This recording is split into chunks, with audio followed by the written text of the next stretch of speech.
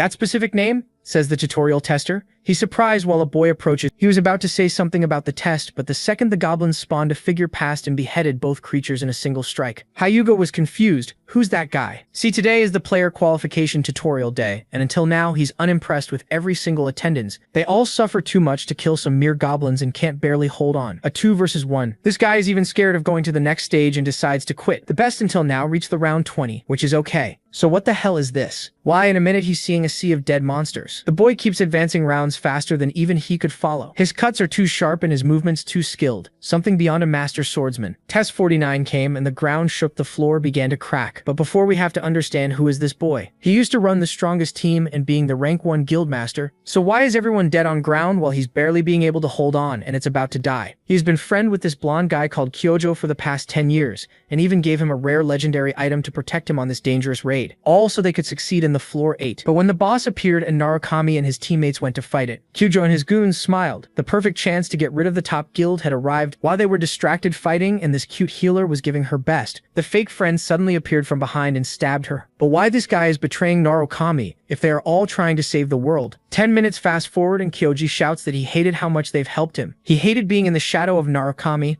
and his top 1 Blue Eyes guild. But today that changes. That's what Blonde thinks, but he's not ready for what's to come. A lid hits the floor and a boy pops out of a trash bin, asking himself if this is Earth. He's now Hosoi Subaru at level 1, who has memories of people saying that he's a loser that don't come closer to the real Subaru that died 20 years ago. He then sees online info about the Blue Eyes guild, and strangely still exists, and people are saying to carry his past will, then one saying to carry it is none other than Kyojo himself. The revenge target is obvious, but he's just a level 1, while this guy has all his past power plus 20 extra years of leveling and farming. He promises that he will make this bastard remember who's the real top 1. But how is he going to fight the guy that now owns the Hunter world? The envy of Blonde has its roots. In the final battle, when the boss used its first roar strike, Narukami was able to stop it with a single strike. While his companions drowned him in praises, Kyojo envy at the side only grew stronger. That day and moment he stabbed the healer and smiled on her death, Subaru was being attacked by the boss. It felt as if Kyojo was attacking out of angry, but if we roll back, we discover that that same guy used B in Narukami's team. But he left it saying that he had a new plan to become stronger. The plan was killing him. So now we're back and the question is how a level 1 is going to kill the strongest guy on Earth. Plan A was to find some info on the old players of Blue Eyes. So he went to his own memorial while everyone prayed with their Subaru's mask on. He saw a glowing flower above the casket. He rushed, grabbed it, and recognized that this was one of his old teammates' skill. In the day of the last battle, he used a cyclone skill to push the bodies of friends away. So maybe that had a chance to survive. But if they are alive after all this, are they still truly his allies? With no power, rushing things is the worst option. So before any contact, he need to get his strength back. Sword in hands, cause in 2 days the player qualification tutorial will begin. The good part of Kyojo being alive is that he can be killed, eventually. Now we're back at the test day. The moment he achieved the step 49, the place trembled, the floor crackled. Hyuga shouted for him to run. Was he thinking he was Narukami Subaru for some reason? The Goblin King spawned furious seeing the sea of green bodies. Baldi asked for him to forfeit, and the boss advanced. Hosoi dropped his sword, grabbed iron nails from a mace at the floor and hurled them directly at the boss' eyes. The creature staggered back, and the moment it struck down, Hosoi sidestepped. This precision came from training with this goth babe. If that was my trainer partner, I would also be that precise. One to the jugular and multiple to the body.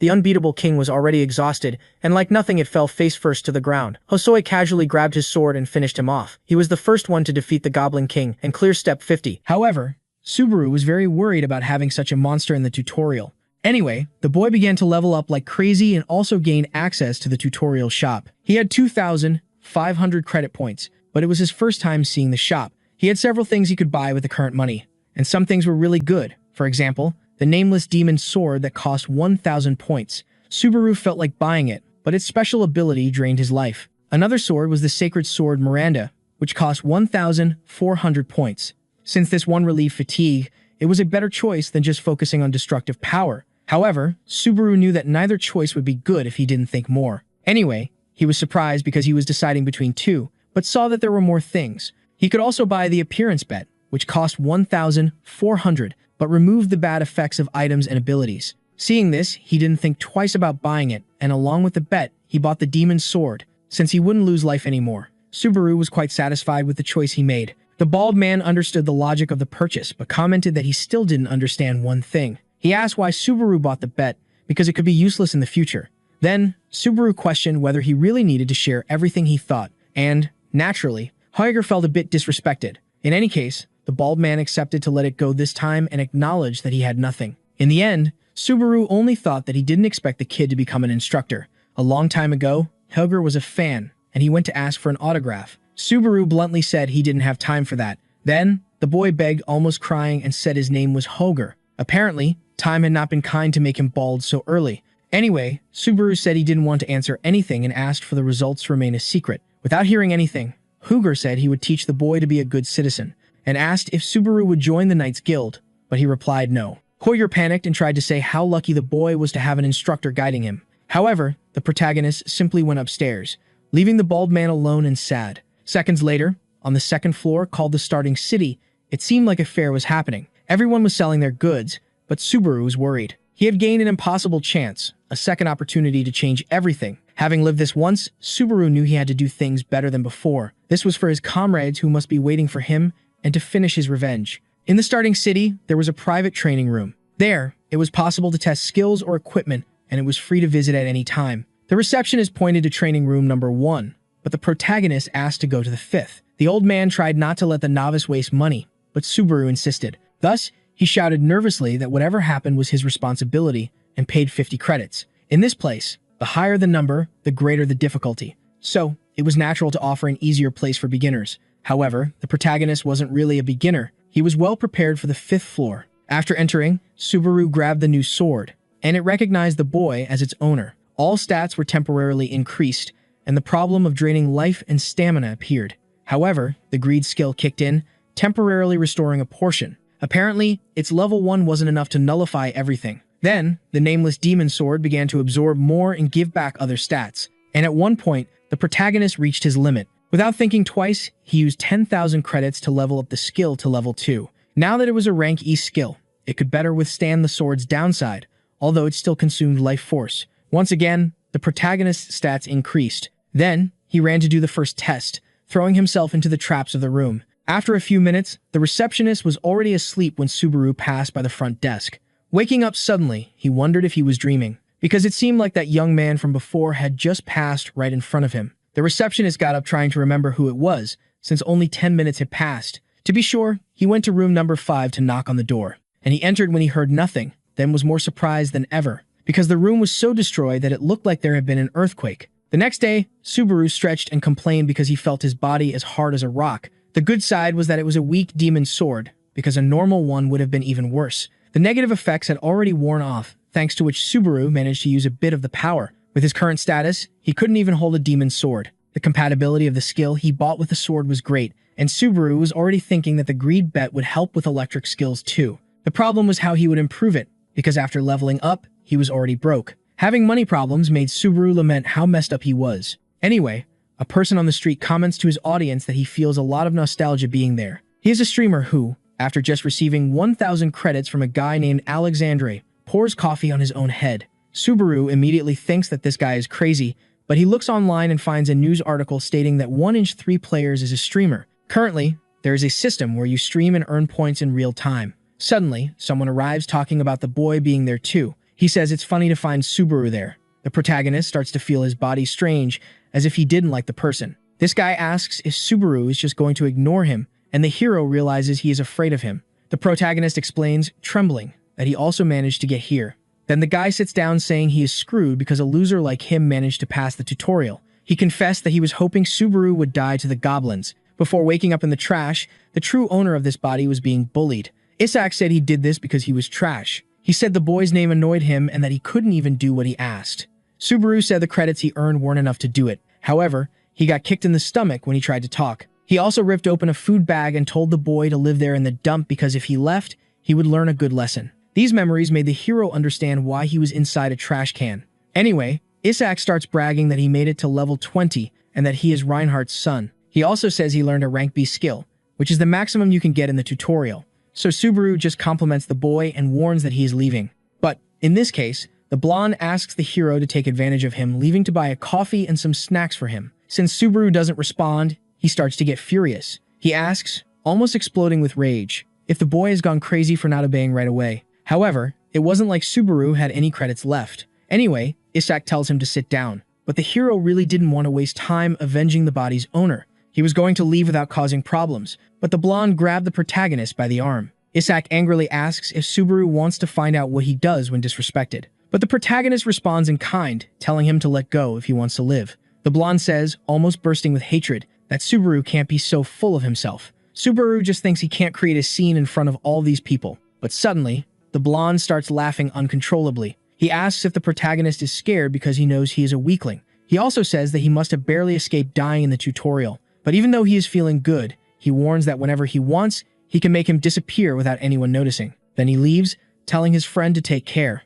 which irritates Subaru for still being called a friend by Isaac. It is said that there are two ways for players to get stronger. The first is by completing challenges. Passing the tower challenges and receiving rewards while continuing to level up makes the player strong. He needs to pay credits, but at least he doesn't die, just loses money and progress. The second method is hunting monsters outside safe zones or clearing special dungeons. It's much faster than challenges, but it's also real, so if you die there, you die in real life. Now Subaru was in the Orc Dungeon, a pretty dangerous place for players, but he thought it was better to take risks than to advance slowly, because the dangerous also means it gives better rewards. In his player kit device, Subaru checks some news again. A certain Narugami Subaru had 80,000 people live to raid the 4th floor. From the comments, this was already the 8th time he was trying, but seeing someone with such a similar name and wearing his mask irritates Subaru. Out of nowhere, someone sends him 20,000 credits, so the boy thanks them. Apparently, it was possible to send missions to streamers too. 3 other viewers send more missions that are, for example, prove you can do it. Unlike the fraud, the protagonist starts trembling with envy, because, while he was there taking risks, the copy was making money easily. Subaru really gets irritated and continues watching the stream for a few seconds, but he quickly stands up to continue doing what he has to do. He pulls out the sword he carefully stored inside an orc and prepares himself as a whole gang of them starts to arrive. Among them was also the orc general, who was the strongest and the boss. Even without the poison spikes from last time, Subaru claims to have something better. The demon sword absorbs the protagonist's health and boosts his stats. Then he jumps over the smaller ones, saying he doesn't have time for them, and speeds like lightning towards the boss. In 1 second, the protagonist reaches his head, and in the next second, he cuts the monster very well. Thus, he completes the dungeon and, not being foolish, later grabs an ancient mask. Acting like the others would be a good way to make money. So he put on the mask, thinking he would just do what he already knew. After all, among all these streamers copying the hero, he was the real Subaru. At the entertainment company Souten, Narukami-ku starts a stream and a girl watches it. However, at one point she screams in anger and scares her colleague, making him jump out of his chair. She is outraged that 5 people couldn't clear a dungeon. The friend asks what's wrong because the first ones were supposed to earn 1,000 credits. Then he explains that some guy named Subikichi messed everything up and that he might be a fan of Subaru because, while the real one was missing, the others were using his name. For her, despite living off this, the streams were dead because everyone was imitating Subaru. She also thinks it's disrespectful for these incompetents to risk their lives without knowing the basics.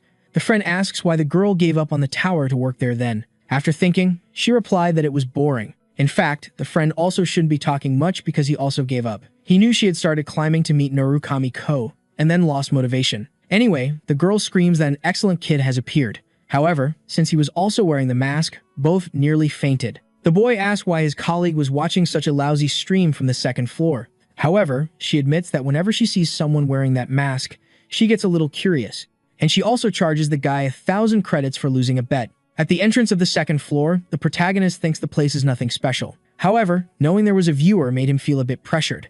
The girl on the account Luv Money asked if it was his first attempt, so Subaru replied that it was. Luv Money said it would be better if he didn't stream and focused on the first time, but there was already a bat monster there. But even with it coming at him full force, Subaru grabbed its head and slammed it to the ground like a sack of flour. Then the protagonist asked if Love was still worried. The goal of the floor is to clear the dungeon and escape alive. Another person enters the stream, but the girl keeps insisting that the protagonist shouldn't be greedy. So he thanks her but warns that there won't be any problems, because he also prefers to get stronger without relying on others. Obviously, everyone thinks he's crazy, and at least his name helps attract an audience. In the first match, a land creature goes straight for the hero's leg. However, he draws his sword and defeats the monster, saying that for now, he will rush quite a bit. He defeats the mud merman and earns 2 achievement points. After that merman, several of those giant bats appear flying. But the protagonist cuts them all down with a few swings of his sword. None of the viewers managed to see what just happened. Defeating those bats also gave 2 points, and the merman 4 points.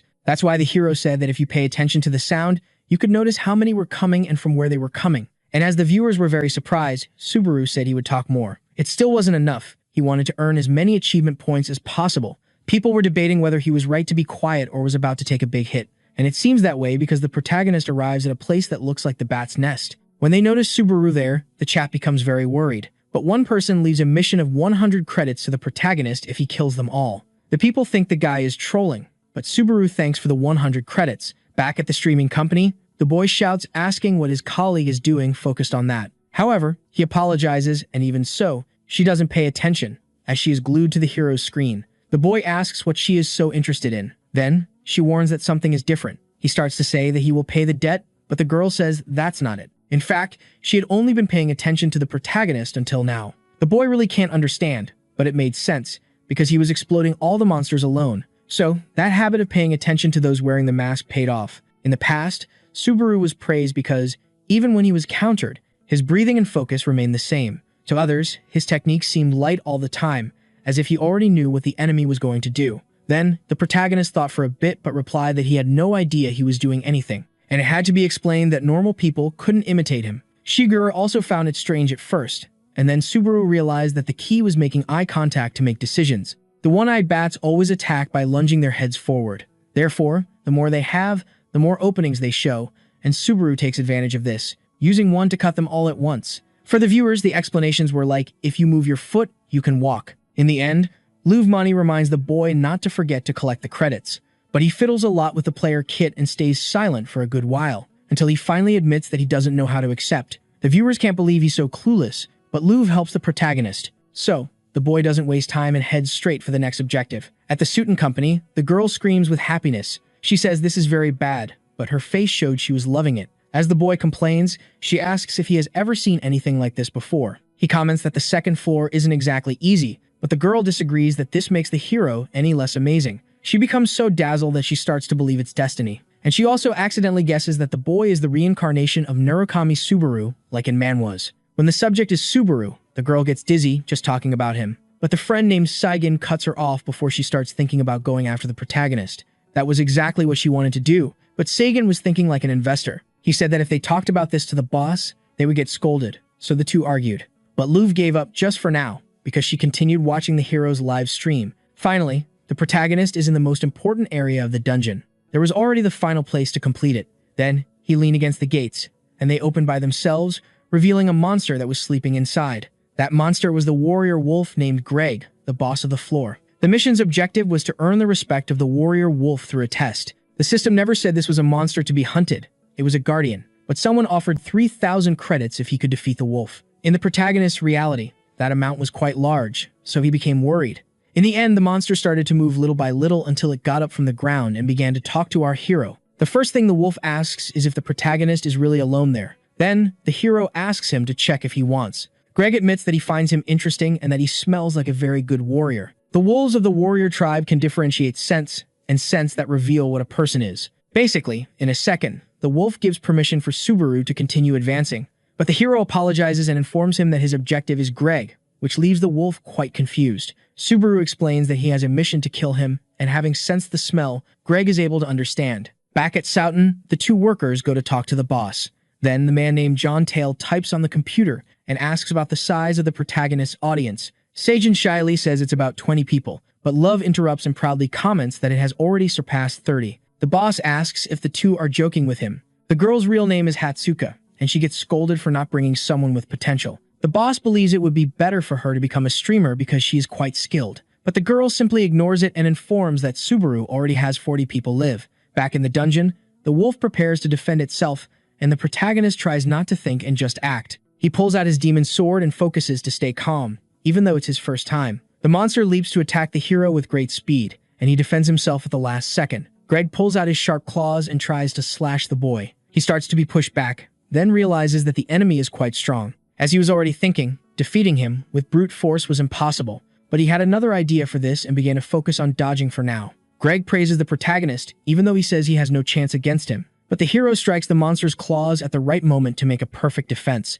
Unfortunately, he ends up with his back against a wall, so the monster says he had a bit of fun in this fight and tells the boy to say goodbye. When Greg attacked, Subaru focused everything on fleeing beneath the warrior wolf. As he noticed the wolf's attack pattern, he made the monster hit the wall and get stuck so he could attack. Subaru wasted no time and made several cuts on the wolf. until he delivered the final blow that ended the fight. In the end, Greg doesn't mind and praises Subaru's talent once again, then falls defeated to the ground. All of the protagonist's skills level up and he earns 500 achievement points. The chat goes wild, and he also receives the reward of 3,000 credits from the mission. Now, with 3,150 credits and 618 achievement points, the door to the next level opens. But when he enters, a bunch of element option messages appear in front of him. There were about 16, and the number was according to the player's talent. If the protagonist didn't choose the Thunder path there, he would have to change his name. So he chose and was teleported to the next level. Back in Suiten, now the game turns and everyone gets as excited as the girl.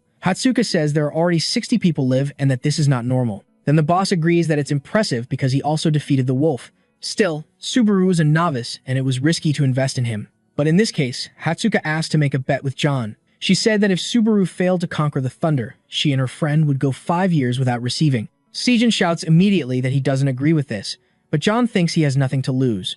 Only Subaru had managed to get the Thunder so far, but Hatsuka was confident, so John agrees to hire the hero if he can, while the girl covers her friend's mouth. After choosing his element, the protagonist goes to the start of the Thunder path, but when he arrives, someone pushes him away, shouting to be careful. That person barely saves the boy and herself because there was a dangerous giant there with a club. The young man shouts what the protagonist is doing and if he wants to die. Then a system message appears telling him to defeat the giant fragment. No one can understand why such a monster is appearing in this place. This was a giant that should only appear in the second half of the challenge, so the hero thought that killing Greg had changed something. The giant slams the ground with its weapon, but the protagonist manages to dodge somehow. That young man from before keeps saying they barely got away, but the protagonist focuses on finishing this quickly before they try to interfere. The giant leaves an opening when it raises its weapon, so the hero dodges, and when the monster strikes the ground, he uses its arm to jump very high, until he reaches the monster's head and goes for its neck. Then, in the neck area, he plunges the sword and ends the fight without even breaking a sweat, telling the giant to be quiet. But he didn't even need to say that because after being defeated, it would stay silent forever. When the giant is defeated, the system announces that the 4th stage has been cleared. The protagonist's level increases along with other stats, and he gains an item called Giant's Heart. That boy who tried to help the hero is confused, just like the people in the broadcast. The young man started to speak more politely after seeing that scene. He also asked who Subaru was, so he said he was the one who came to defeat the giant. Sometime later, in the city, the protagonist spends some time looking at what they are saying in the player kit. Everyone wants to see the item he won, which is probably rare.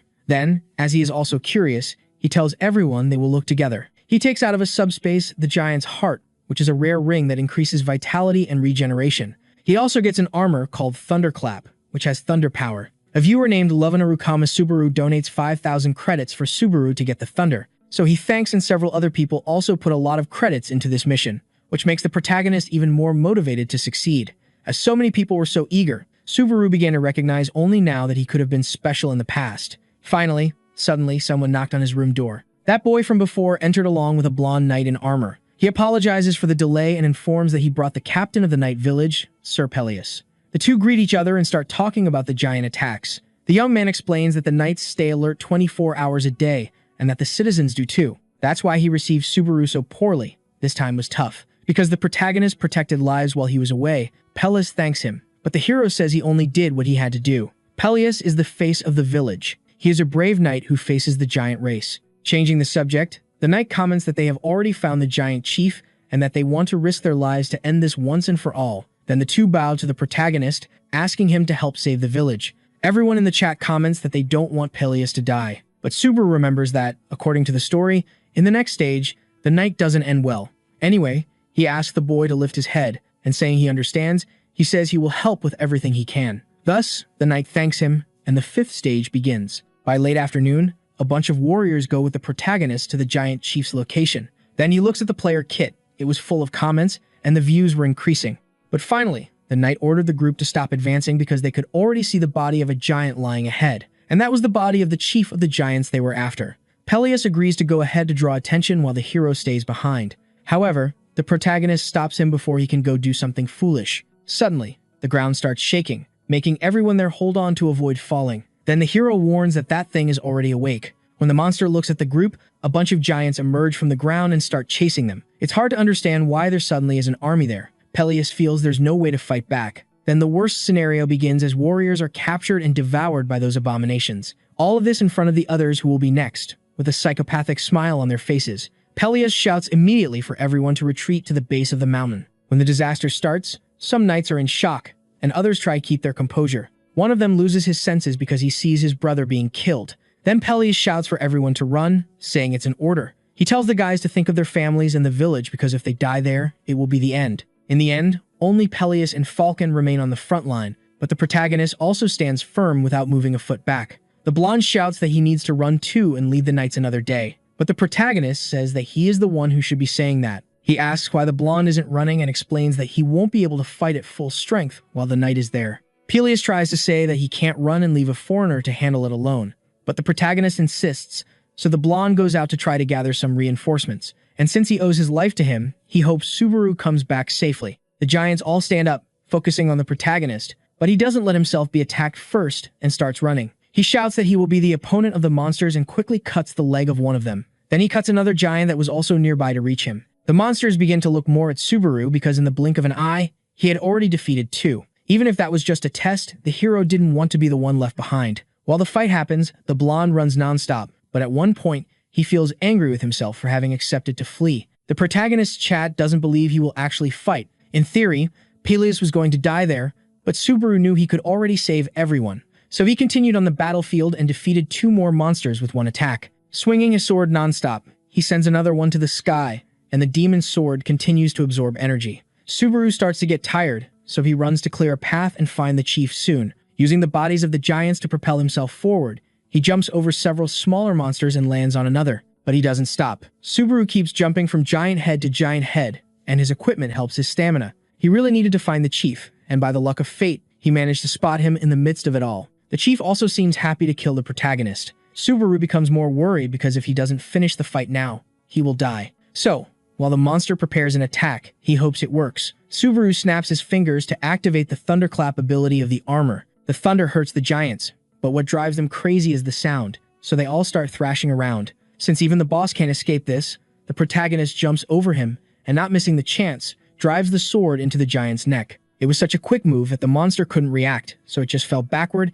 and the system notified that Subaru won. All the protagonist's stats increase significantly, and the chat is left in awe. For Subaru, if this were a normal manga, the protagonist would strike a cool pose, but the weather was turning bad, and the greed bet could no longer restore stamina. Even after clearing this stage, the monsters do not disappear until the end of the exam. Continuing now was a situation the protagonist was not prepared for, as he had almost fallen there. However, since stage 5 was completed, the sky closed, and a giant black thunder fell on Subaru from the clouds. At the same time, everything is happening. In a cabin in the middle of the forest, Rina spends some time sitting watching the player Kit. Shigure arrives and asks what she is doing. Then she says she is enjoying the breeze. Shigure agrees that Rina should enjoy it because soon the end will come for them. When she tries to talk seriously, her friend ignores her. Then the girl becomes curious to see what the other is watching that is so interesting. Rina shows that she is watching the live stream of a guy named Narukami Subaru. But just by Shigure suggesting he might be the leader, Rina gets irritated. She says he is just an annoying streamer who is on the second floor. And she remembers what her friend said. If Subaru had survived, Kazuki would be screwed by now. Rina knows the leader is dead, and wants her friend to accept it too, but she disagrees. Rina shouts asking how long she thinks the hero will hide. But Shigure responds by asking the same thing, if they are just going to keep watching too. Rina says she is just killing time watching that live, but is surprised when she looks again. Then Shigure also looks and makes the same shocked face. In the test, the protagonist manages to use the thunder element on the giants and also uses electricity on his demon sword. Then he becomes much stronger and cuts not just one, but all the giants that come near. When he finishes, Subaru realizes he won't have the strength to walk back. He defeated the monsters, but he was wrong to push himself too hard. Fortunately for the boy, he wasn't alone. Pelias really went to get reinforcements, and when he found the hero there, he ran to help him. But the protagonist couldn't even talk and was closing his eyes until he fainted. In the entertainment company, there is a tense atmosphere because they stopped watching the broadcast. Seijin and John try to think of a way to comfort the girl, and she seems to be crying, but in reality, her face was just red from embarrassment. She had sent a message to the hero and didn't want him to think it was just business. However, Seijin remembered it was indeed a work contact. Hatsuka shouts that she is much more a fan than a manager, so it's normal. And changing the subject, she says she already told that to the director. The thunder power that only Subaru had was now his and this new player's. John has no doubt that the boy did something worth paying attention to.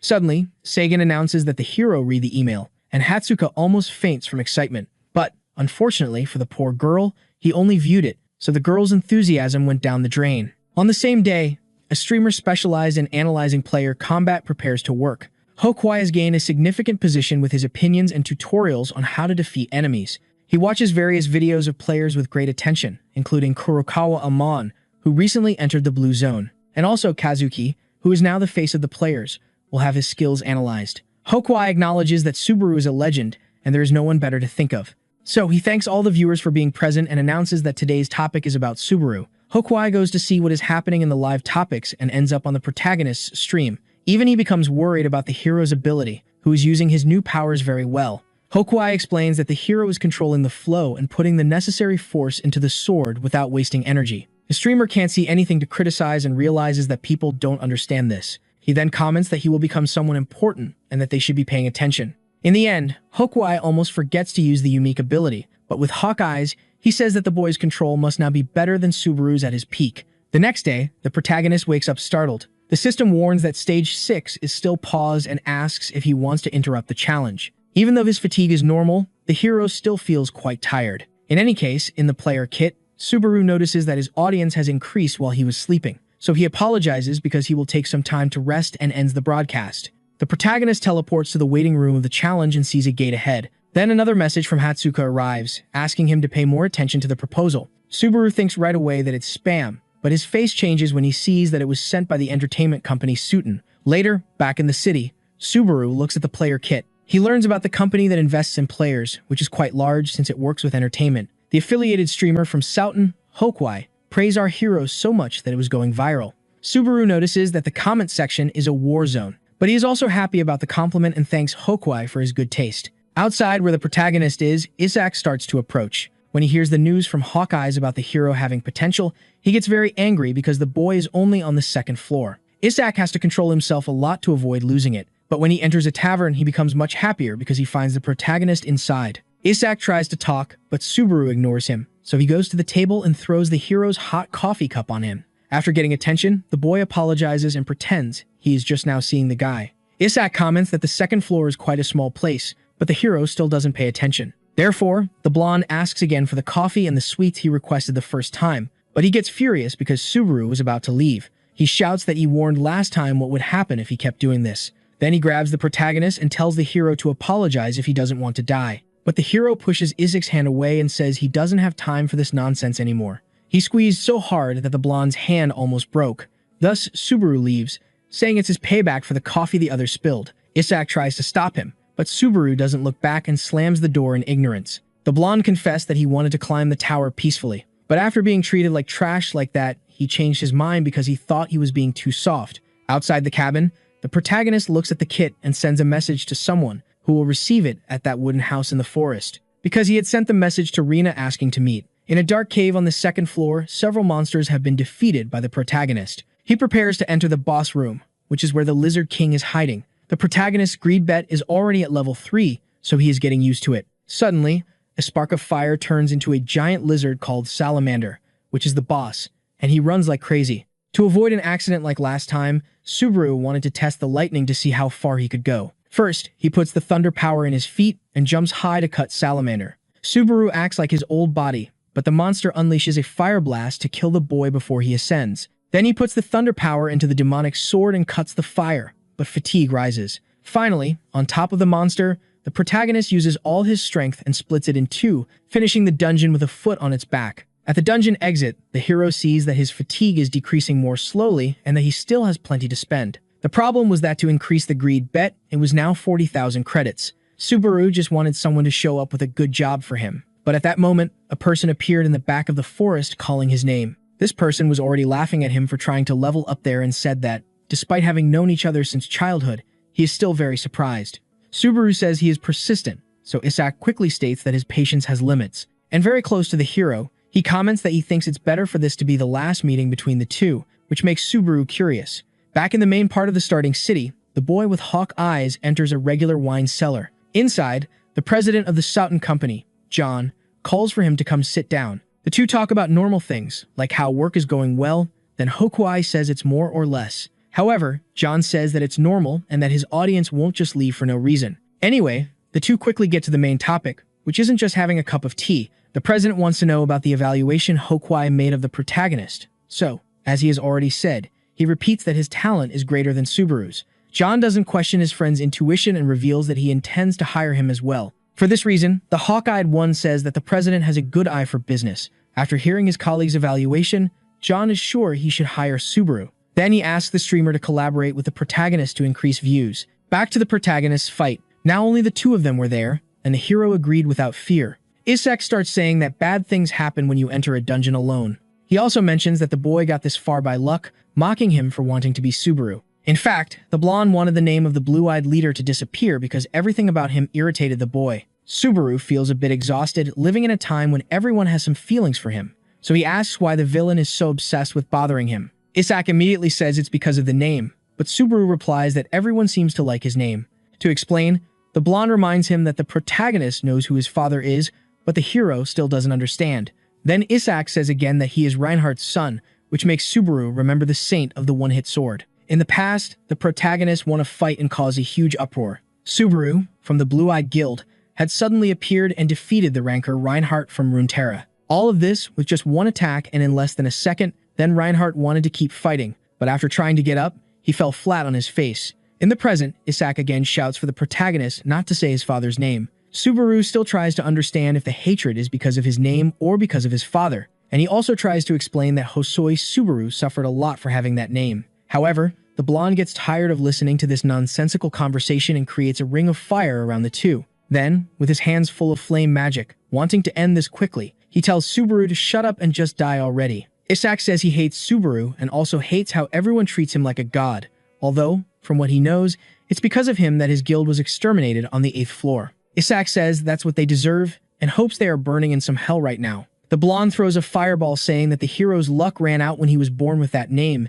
and it explodes on top of him. Isak huffs in exhaustion, complaining that he didn't control his strength very well, but he's happy just thinking about going after the masked streamer next time. Then, when he hears the word masked, the protagonist emerges from the explosion wearing the mask and asking if they are talking about him. Isak screams that it's impossible for the boy to be fine after taking that fireball to the face, but the protagonist says he doesn't like it when people shout, and even less to hear an idiot like the blonde. Then he punches the boy right in the stomach, making him fall to the ground on his knees. After the hit, Isak can't even speak properly, so the hero mocks his face.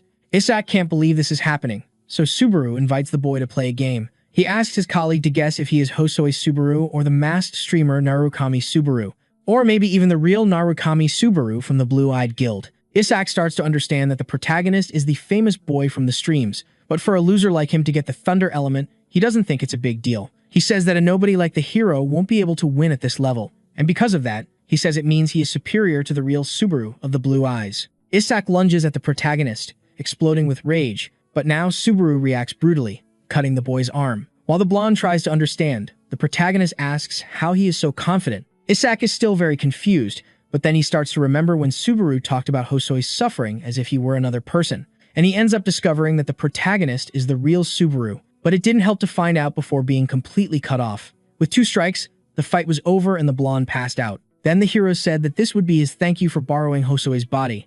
In a regular restaurant, people comment on having a Subaru fan there. They feel secondhand embarrassment and see that he is doing a live stream. After thinking a lot, the hero understood that wearing this mask all the time was good so enemies wouldn't know his identity. And finally, the person he was waiting for appeared. Hatsuka says it's a pleasure to meet him and mentions that she was the one who sent the message.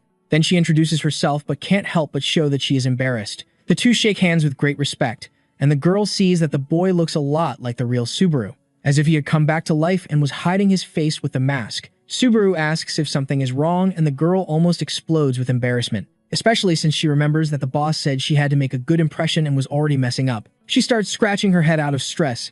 Then the protagonist strikes up a conversation asking if she's a fan of Subaru. As Hatsuka says yes, the hero tries to downplay himself, but she also mentions that she is a fan of him. Hatsuka proudly says that, in fact, she had been watching his live since there was no one else, and that she was also very worried when he entered the giant's trial. In any case, the protagonist thanks her for her support. Hatsuka starts to say that it was destiny, and that's why she sent a message through the company's profile. Anyway, the girl controls herself to be more professional and talks more about the contract. From commercials to events, she says the company will do everything possible for the hero's brand, and what he has to do in return is just keep streaming. Subaru asks if every streamer has such a good life, but the girl explains that he is special. Anyway, he interrupts Hatsuka, talking about the conditions to ask if all the managers are also like her. Then the girl tries to say that they are better because she doesn't know if he is liking it or hating it. While the girl thought she was in trouble, Subaru was just seeing that her level was high. That's why he stayed quiet, because if a company manager was so strong, he had to become much more powerful.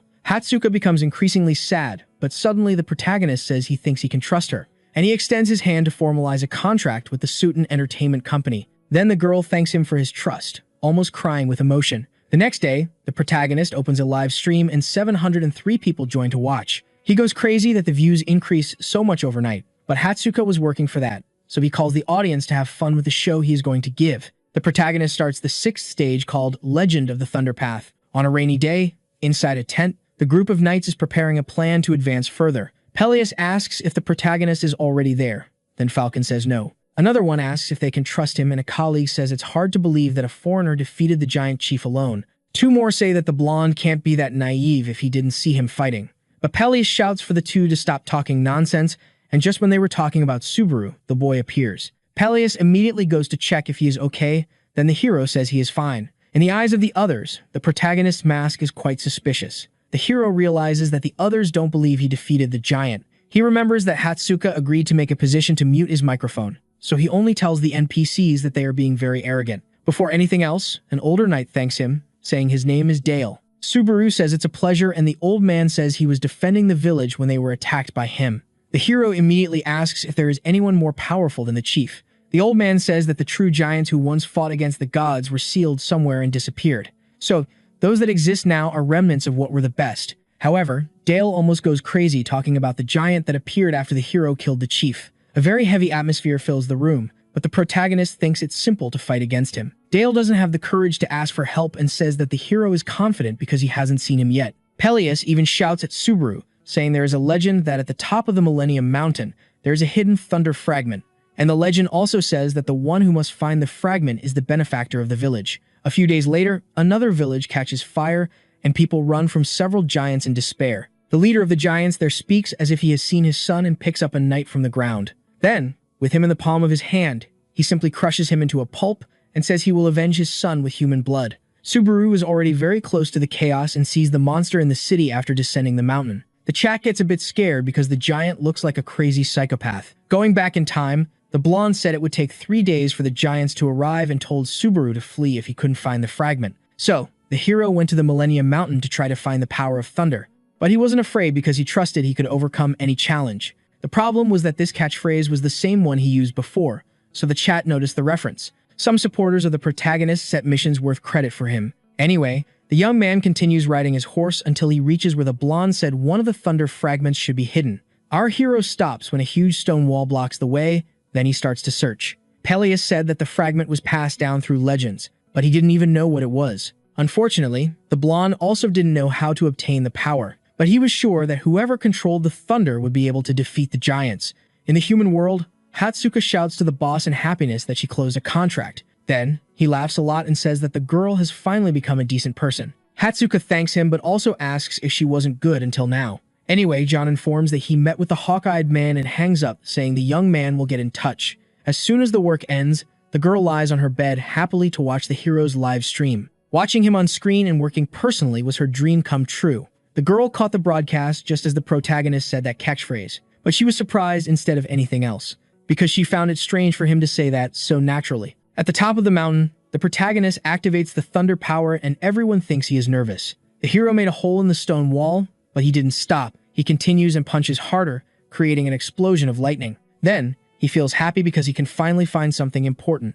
Everyone in the chat asks what is happening with the hero. Only he was feeling that a thunder power was calling the thunder within his body, and this power was behind the door he just discovered on the mountain. As he moves forward, the chat discusses that the protagonist doesn't have a key to open it. However, he extends his hand, and as soon as he touches the stone, some lightning appears. Then, once again, the protagonist gathers electric power in his hand and clenches his fists to attack. He already knew the secret to open the door, so instead of looking for a key, he simply tried to break it down. When the protagonist's electric power touches the door, it reacts, trembling all over, and like a magic trick, it opens by itself for our hero to enter. Then, he takes a deep breath and walks to face the final challenge, and when he passes through the gates, they lock the boy in until he finishes. In that tent where the protagonist was, everyone continues discussing some strategies. The old man asks if the blonde really thinks the hero will obtain the power of thunder. Then, he says yes without even thinking. Dale says that the leader puts a lot of trust in him, but for Peleus, there was no reason to doubt. Suddenly, a person appears, shouting that everyone will die even if Subaru succeeds. He trembles in fear on his knees and says that the colleagues there don't know the power of the giant they will face. Peleus goes to the boy asking if they should give up then. The blonde really wants to believe in the protagonist because they were saved by him once. However, the boy says it's easy for Peleus to say that when he hasn't seen the monster. Out of nowhere, the tent starts to shake, and things from the tables begin to fall. Then, a knight enters the place shouting that the enemy is here, which takes everyone by surprise because they didn't expect him to arrive so quickly. Inside the cave that the protagonist opened, he walks trying to find what the test wants him to do. Some say it doesn't seem to have anything, and a few mention interesting things, like how thunder can be so fast that it can't be seen. Subaru then starts trying to find something he isn't seeing. He closes his eyes, remembering that the name of the challenge is Thunder Path. The strongest power he was feeling was coming from beneath his feet, so he had an idea. He picks up a stone from the ground and throws it far away with all his strength. As electricity disperses in the air, it becomes invisible to the human eye. But the further it goes, the stronger it gets. Then, the protagonist's stone is destroyed a few steps ahead. Even knowing it's a test, the only choice he has is to keep moving forward. Then, the hero thinks it must be some kind of cruel endurance challenge, where if he can't pass, he will die. Several people give missions to the protagonist, and some tell him to stop to avoid dying. But he thanks them and continues on. In the forest cabin, while preparing dinner, Shigure looks at the player Kit with great attention. So much so that when Rina appears, she jumps from her chair in fright. Rina is startled too, then asks if her friend was watching something suspicious. Obviously, Shigure says no, and that she's just a bit tired. Rina, in turn, teases her by saying that hair usually grows more on perverts. In fact, since she was banned from watching streams, the girl had been bored. But Rina became curious because it seemed like she was being kicked off the couch. Shigure gets so anxious that she yells a lot at her friend. She tells the girl to rest somewhere else and to stop meddling in everything she does while turning off the kit's sound. Anyway, Rina feels uncomfortable there and gets up from the couch to leave. Since she crossed the line, the friend says the other can stay a bit longer and eat, but Rina slams the door in Shigure's face in anger. In any case, now Shigure can go back to watching the stream she was on, because if Rina had seen that she was watching this, it would have caused trouble. The girl thinks that even if they were different, Subaru wouldn't forget them, and it catches her attention how the protagonist behaves just like the leader, except for the part where he seems desperate for credits. In the end, the girl got distracted, so Rina's hand touched Shigure's shoulder asking if she thought she wouldn't notice. And just by the girl's expression, it was clear that she was furious. In the Thunderpath cave, the protagonist continues to proceed very carefully, but there comes a time when he starts getting electrocuted, and his progress is only at 2.3%. Subaru can only endure because he feels a familiar sensation, as he had to deal with this several times in the past. With 3.2% progress, it becomes clear that he still has a long journey ahead. But he pushes on, because now that he knows the objective, he just needs to be resilient enough. The people in the chat don't understand why he isn't running, because they aren't feeling his pain. Obviously, reaching the goal is the main thing, but if possible, the hero still wants to explore something else in the cave. Watching the stream from his home, Hawk Eyes pays close attention to everything. He remembers that John said to collaborate, and that was something the boss didn't do. John mentioned that when it came to succeeding in a stream, it was only possible to control half of the things. Hokwai knew that popularity would be measured by the types of players that existed. Subaru's stream felt less like a veteran talking to fans and more like a calm vlog. Narukami was still a beginner streamer, so Hokwai just needed to do what he knew.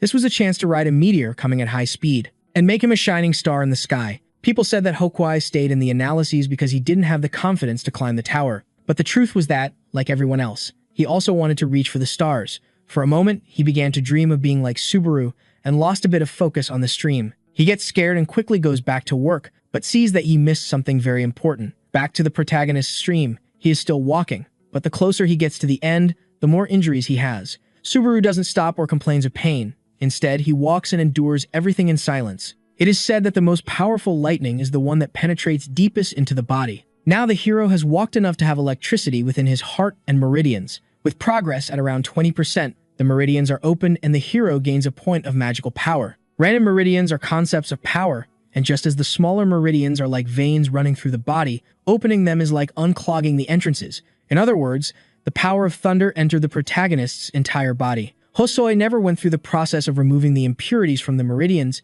so the hero was improvising. Normally, This is done with a person's own magical power, because using an external power is dangerous and brings excruciating pain. Even while bleeding profusely, the protagonist continues to move toward his goal. Rina feels sad watching this scene at home. She watches in silence. As a player, the girl knows what the hero is doing, but she doesn't know the reason. While moving his body, he is basically sucking in external power instead of his own magic. Everyone knows that the pain is immense and that usually, a person faints immediately. Even though death in the exam isn't a reality, the pain is real. So the girl almost cries, wanting to know why he is going so far. With 50% progress, the opening of the smaller meridians is more or less complete. Therefore, the hero realizes he made a mistake. He was feeling so bad that he thought he was going to die and fail. In the past, Subaru often said that there was no challenge that couldn't be overcome. That was how he motivated his teammates, because in the end, he always won. But now he was regretting everything. For the hero, if he hadn't spoken with such arrogance, maybe none of them would have died with him. To make matters worse, Subaru remembers that the last words he heard from the blonde were about being arrogant. All of this was his fault, and he kept walking as far as he could. But eventually, the hero falls face first to the ground and can no longer even move his arms properly. After fainting, the protagonist wakes up in a green field with his old body and unsure of where he is. But when he turns around, he sees all his companions having some sort of picnic and is shocked. Shuhei, Sauda, Kei, Iori, Shigure, and Rena are all there together. So, despite it seeming very much like a dream, he runs to his friends. When he gets very close, Subaru starts to cry because everything feels so real. He laughs and says he had a terrible dream and wants to tell his companions, but his friends respond by accusing the hero of causing their deaths. Subaru becomes desperate, and the girl who was stabbed by the blonde asks why he didn't protect them after boasting so much about being good. A kind of red fire transforms the picnic's campfire. Subaru tries to scream and explain himself, but his friends turn into unrecognizable, vengeful souls. The hero screams even louder, begging his companions not to leave him alone, and he becomes so desperate that he kneels on the ground and pleads, but an explosion ends everything. Back in the real world, Subaru wakes up realizing he went through a hallucination. With progress at 97%, he is still very injured but close to the end. So, despite the hallucination being bad, he is grateful for remembering the reason he is alive and what Kazuki did. In the test village that is about to be attacked, the entire population stands with the knights prepared to defend themselves, even though they are terrified, because at least one of the giants has already passed the wall. The knights are trying to find where the real boss is. They also say that the hero must have fled, but Peleus shouts that he hasn't. First, they entrusted the future of the village to a stranger, and then they doubted the leader. That's why the blonde asked if the complainers weren't ashamed to call themselves knights. Dale quickly states that the leader is right, and that before blaming anyone, they need to protect the village. He draws his sword with magical energy and asserts that knights must protect and not be protected. Then, taking the front line, Dale and Peleus rush to face the monsters, willing to die with honor. At that moment, the protagonist finally reaches 99% progress. He manages to see a kind of core of electrical energy and guesses that it is the objective of the test. The problem is that his fatigue is also almost at 100%, but being so close doesn't let him give up. Back in the battle at the village, Dale runs at full speed, and using his sword, he cuts the leg of a giant. The monster screams in pain when hit and tries to grab the old man, but fails. Then the blonde comes from behind, asking his colleague to leave the rest to him and climbs up the giant's body. Thus, when he reaches the height of the neck, he jumps over and cuts the giant from all directions. The giant is exterminated in a second and falls backward, defeated, unable to do anything. Seeing this makes the knights start to have a little hope. They go to the monster's body to vent their anger and fear. Then Peleus says that now that they have killed the most powerful giant, they can rest. But Dale, unfortunately, warns that this was not the boss they were talking about. While they still don't know, the other knights are surprised by the ease of the challenge. One of them thought things would get easier now, but suddenly he was crushed. Peleus and Dale can see from afar only the shadow, but the blonde already understands that this enemy is on another level. Returning to the protagonist, the progress reaches 99.99%, and he manages to hold that core of electric energy.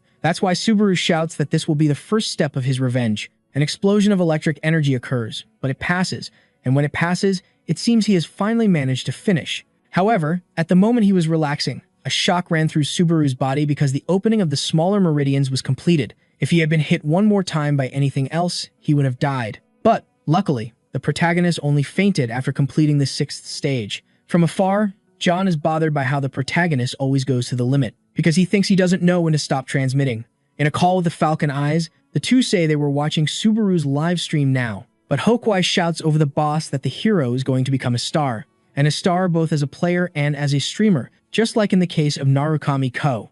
Hokwai says that what the hero is doing is what the audience wants because it is closer to reality. After all, the true leader of the Blue Eyes was a player and not a streamer, which means they would be witnessing the birth of a new Subaru live. Back to the protagonist's broadcast, after some time on the ground, he manages to get up. His whole body aches from fatigue. It is at 81 out of 100, but Subaru's stats have risen, and since he passed the 6th stage, he gained several credits from his viewers. Now the protagonist has about 20,000 of them, which is half of what he needs to increase the level of the greed bet. At least now he has the key to defeat the giants, an item called the Spear of Lightning that is legendary and that no one in the chat knows.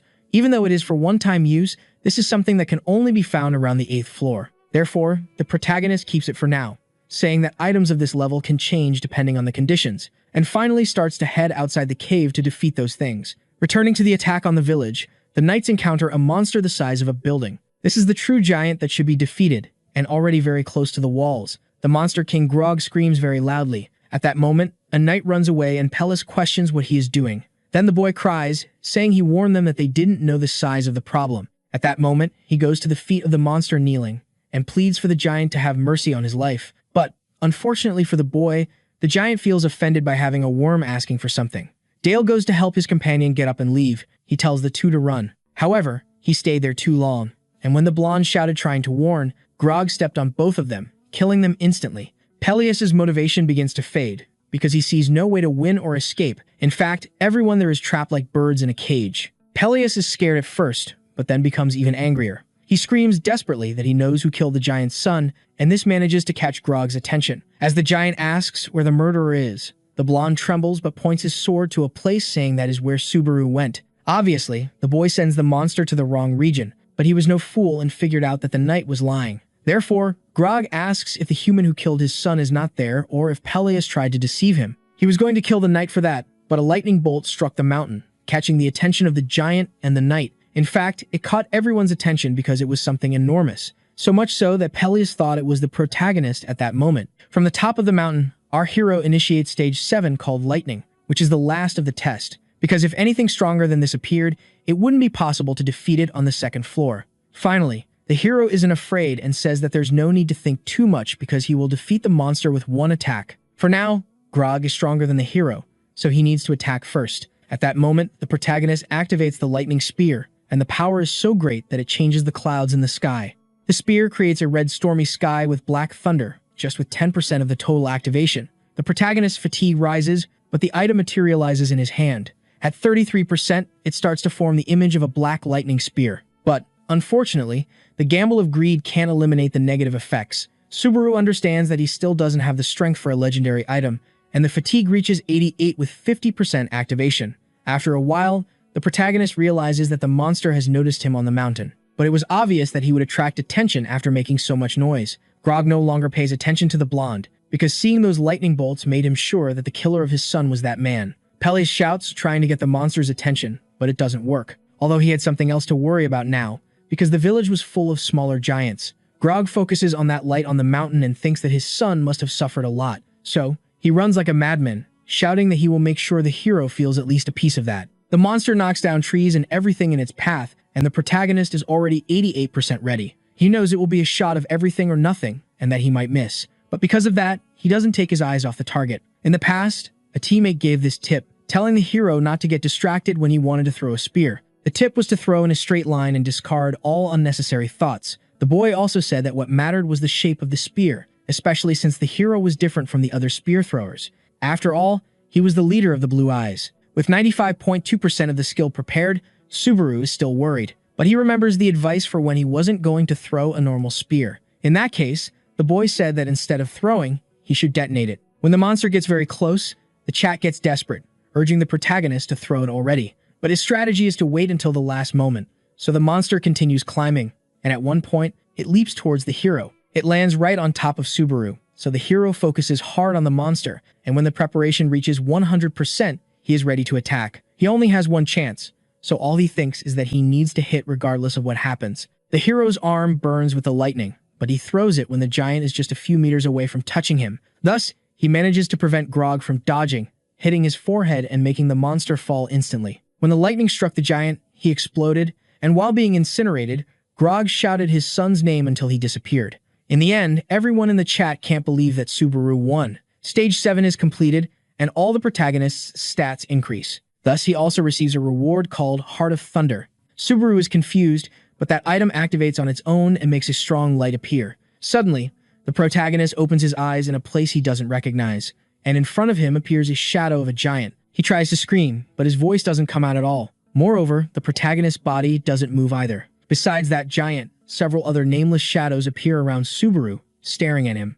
It seems they are trying to show something to the hero, but his hand starts to shine, and a beam of light sends that place away. Then, back on the mountain, the system announces that the main mission has begun. It informs that the hero can look for clues in the village using the Heart of Thunder. Subaru still doesn't understand if this was real or part of the challenge. Anyway, he apologizes for having ignored the chat for a while, and he quickly moves on to the important part, which is accepting the credits he earned. Thus, he manages to gather a little over 40,000. Then, at that moment, the hero pretends to be tired and turns off the stream.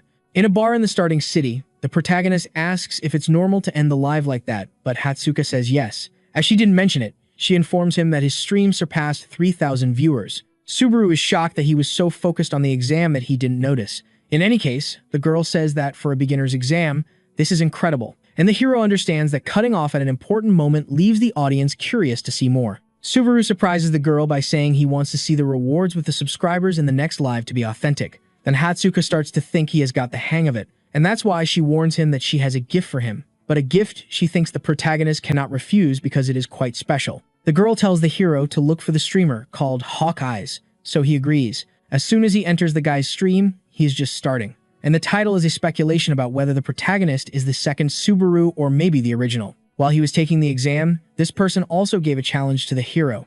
After taking a while, Hawkeye quickly says he will need to explain a lot. What he says is that the protagonist is Subaru with another name, and that he is sure of it. The hero is curious to know if the manager is thinking the same. Anyway, the girl asks to make a question that might be rude. She knows it is the manager's duty to say this and knows it is wrong, but still doesn't change her mind. Hatsuka asks why the protagonist is a streamer. She questions because she thinks it is not for the money, so he thinks for a bit, leaving the girl with her heart racing. But he says it is indeed for the money and that there is no other reason. Hatsuka feels even more embarrassed. She agrees that money is important and apologizes for the question. Therefore, to try to make him forget about it, she starts talking about the rewards. Hatsuka gives some information about Hawkeye, like him being a long-time contractor, and lays out everything they plan together for Subaru's future. It was decided that Hawkeye would share the profits with the boy because he would do reacts to his lives. Then Subaru happily says he only hears good news in this agency. The girl gets embarrassed and he says this is not a normal bonus. That's why Hatsuka asked if Subaru would want to work with Hawkeyes.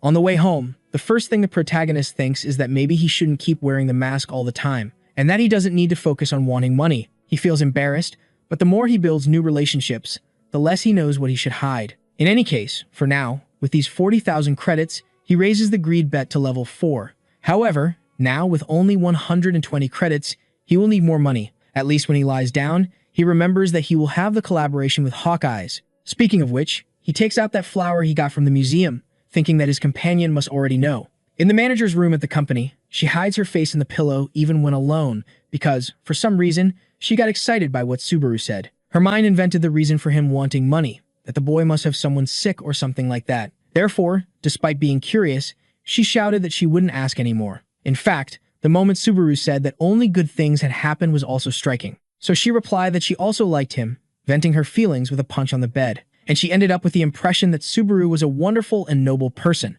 Sometime later, on the 7th floor of the tower, inside a castle, a person trains his body. Meanwhile, he watches the stream of Hawkeyes, who said that the hero was like the Subaru of the past. However, this guy doesn't like that, especially since he doesn't even know who the streamer is from the comments. A subordinate informs that it is a rookie who already has an average of 8,000 views, so the Blue Zone guy remembers that he did that in the past too. As they talk about the player, he understands that Subaru is the guy who supposedly mastered electricity. From what he sees in the recording of the stream, he agrees that it is impressive, because it reminds him of what Sako Shuhei used to say, "Do not let your eyes stray when throwing a spear." Amon explains that he tried to learn everything from the Blue-Eyed Lancer. After all, everyone who was part of that guild was the best of the best. For some reason, people forgot that it wasn't just Subaru who was a monster, and that their deaths were suspicious. Hawkeye continued saying that he didn't need to explain anything more. Then Amon and the subordinate get irritated, thinking that the streamer is trying to go viral. The player turns off the TV immediately and asks why he had to watch that program. However, the subordinate explains that it was the guild leader who requested it. The thunder is the symbol of the blue eyes, and the blue eyes are the mother guild of the blue zone. The subordinate says they managed to get information about the hero being crazy for money. That's why he takes a cloth off a pallet and shows the player 100 gold bars. Then Amon is startled, but not because they are going to spend so much on the contract, but because Subaru only wants cash. Returning to the Thunderpath challenge, since the city is destroyed, people need to fix everything. The blonde leads the knights to help treat the injured and distribute medicine, but that worried face becomes happy when he sees the protagonist arriving after the battle. Peleus says they were very worried when he fainted in front of the village. Then, the hero says he still feels a bit unwell, and the friend understands. Changing the subject, the hero asks to talk a bit, so the blonde suggests they chat later. This makes Subaru think it's really nice, and the chat wants the two to get married. Back in his room, the protagonist starts looking at the rewards. First, there was that heart of electricity that increased resistance to thunder and the power of electric attacks, but no one in the chat knows if the protagonist is happy or sad about it. Subaru was left speechless because the item was perfect for an electricity user. It was really amazing. Finally, the blonde knocks on his door, so he tells him to come in. What's different is that the knight enters with a basket of fruit in hand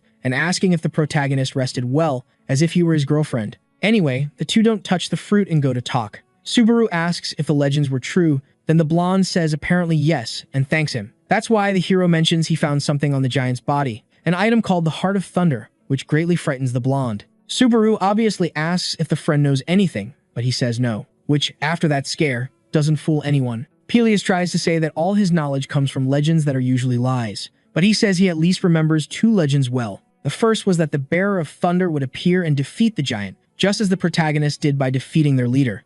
And the second was from long ago, when gods and giants fought over thunder. This was more like a legend within legends, and it spoke about the war that happened where the giants were defeated. So, this Heart of Thunder of the protagonist was probably created by someone. The creator doesn't appear in the legends, but seems to have a purpose. Peleus says it's for humans to be able to use lightning, and that they need it to be able to fight against the gods and giants. That's why the blonde believes this is an item to level the playing field. When the story ends, the system announces that the Thunder Path is over. The hero earns 17,000 achievement points that increase his Thunder skill to level 3. His body begins to shine, and the blonde becomes desperate. Then, suddenly, the protagonist disappears and is teleported to the 3rd floor called Ordinarl. He materializes there with a kind of teleportation base. The players see the protagonist there but are fed up because he is wearing the Narukami mask. Love or Hatsuka sends 1,000 credits congratulating the hero, but he doesn't respond because he remembers a memory there. In the past, when he first arrived on the 3rd floor, it was where he met Rina. She was embarrassed because she had lost her friends,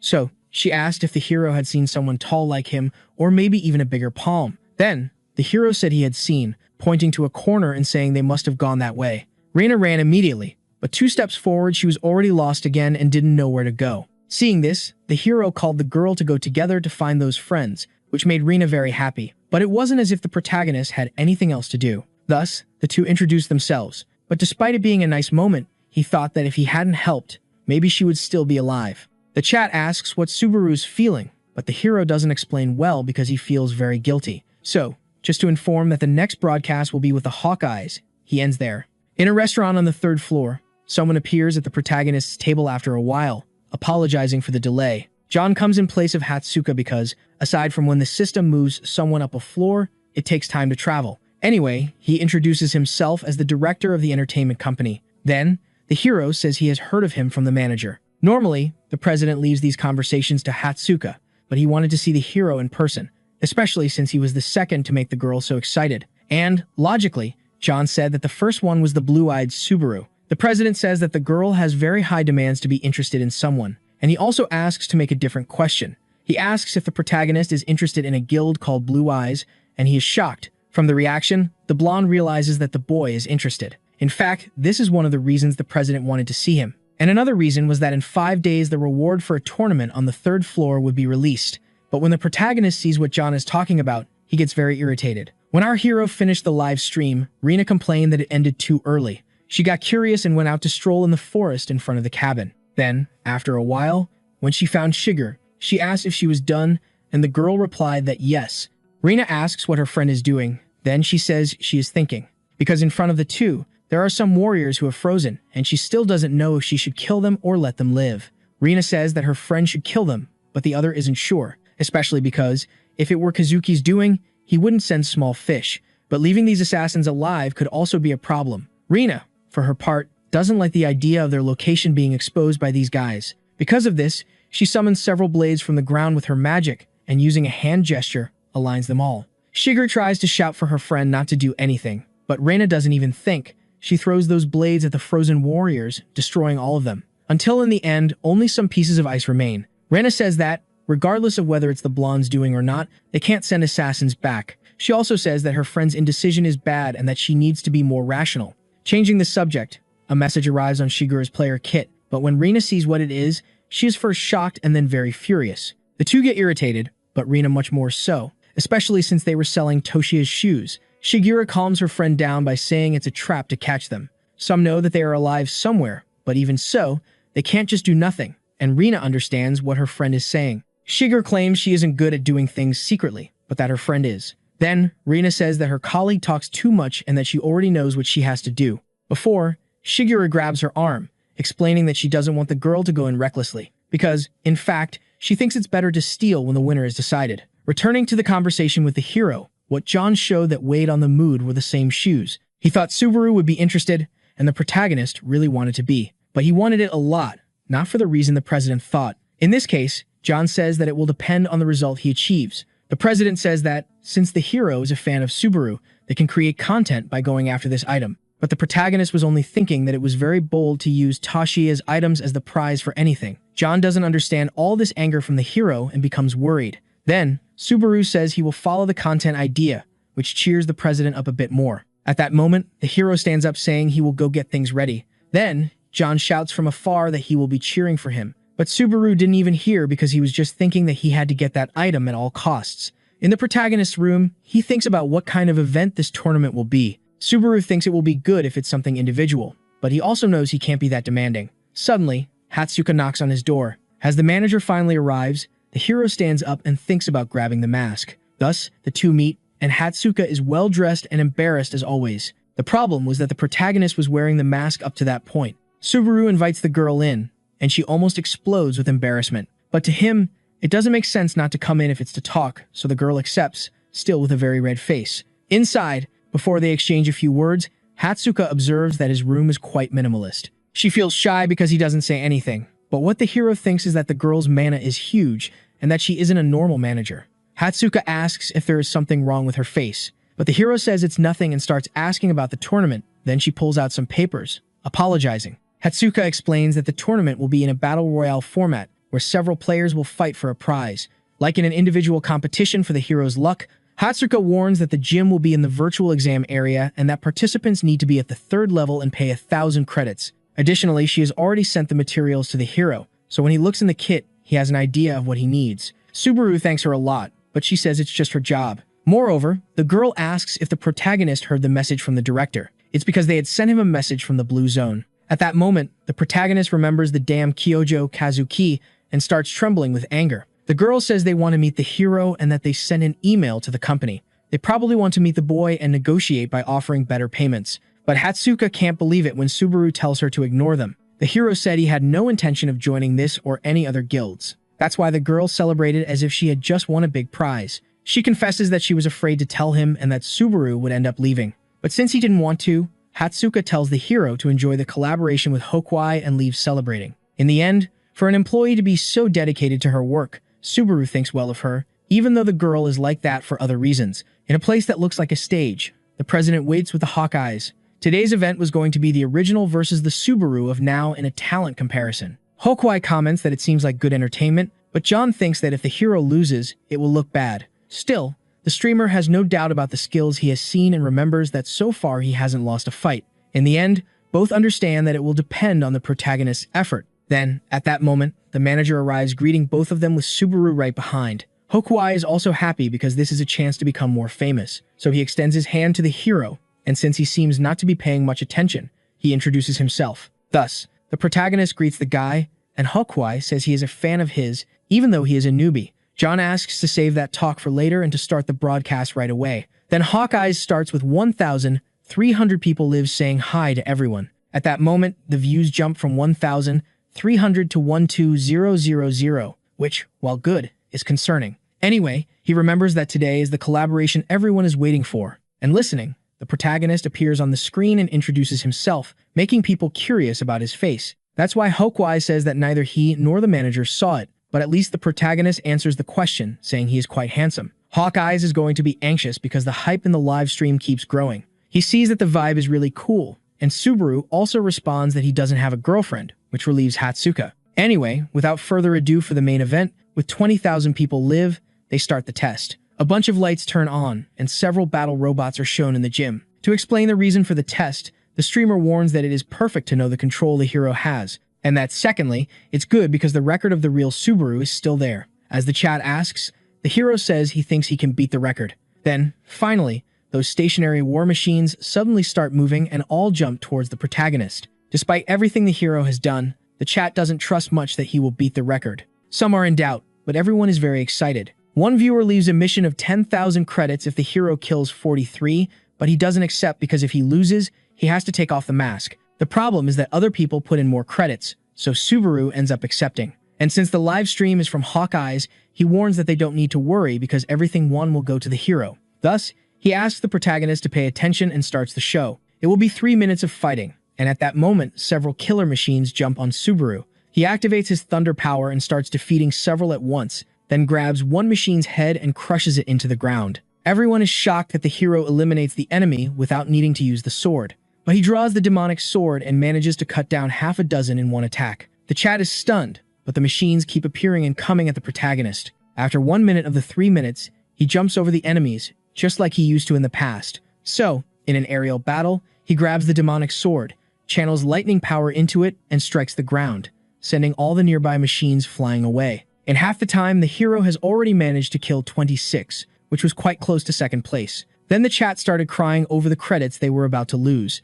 On the scoreboard, with 13 seconds left, Subaru has 41 kills, and he continues to defeat those machines. With one more sword attack, he makes 42 kills, but he gets tired, and with only 3 seconds left, he knows he needs to keep going. So the boy uses all the strength he has and defeats one more enemy. Thus, time runs out and the gym scoreboard shows 43 kills. The challenge ends, and although the hero didn't kill any more, since he tied the record, it now rises to the top. This was a historic moment, so the stream already had 40,000 viewers.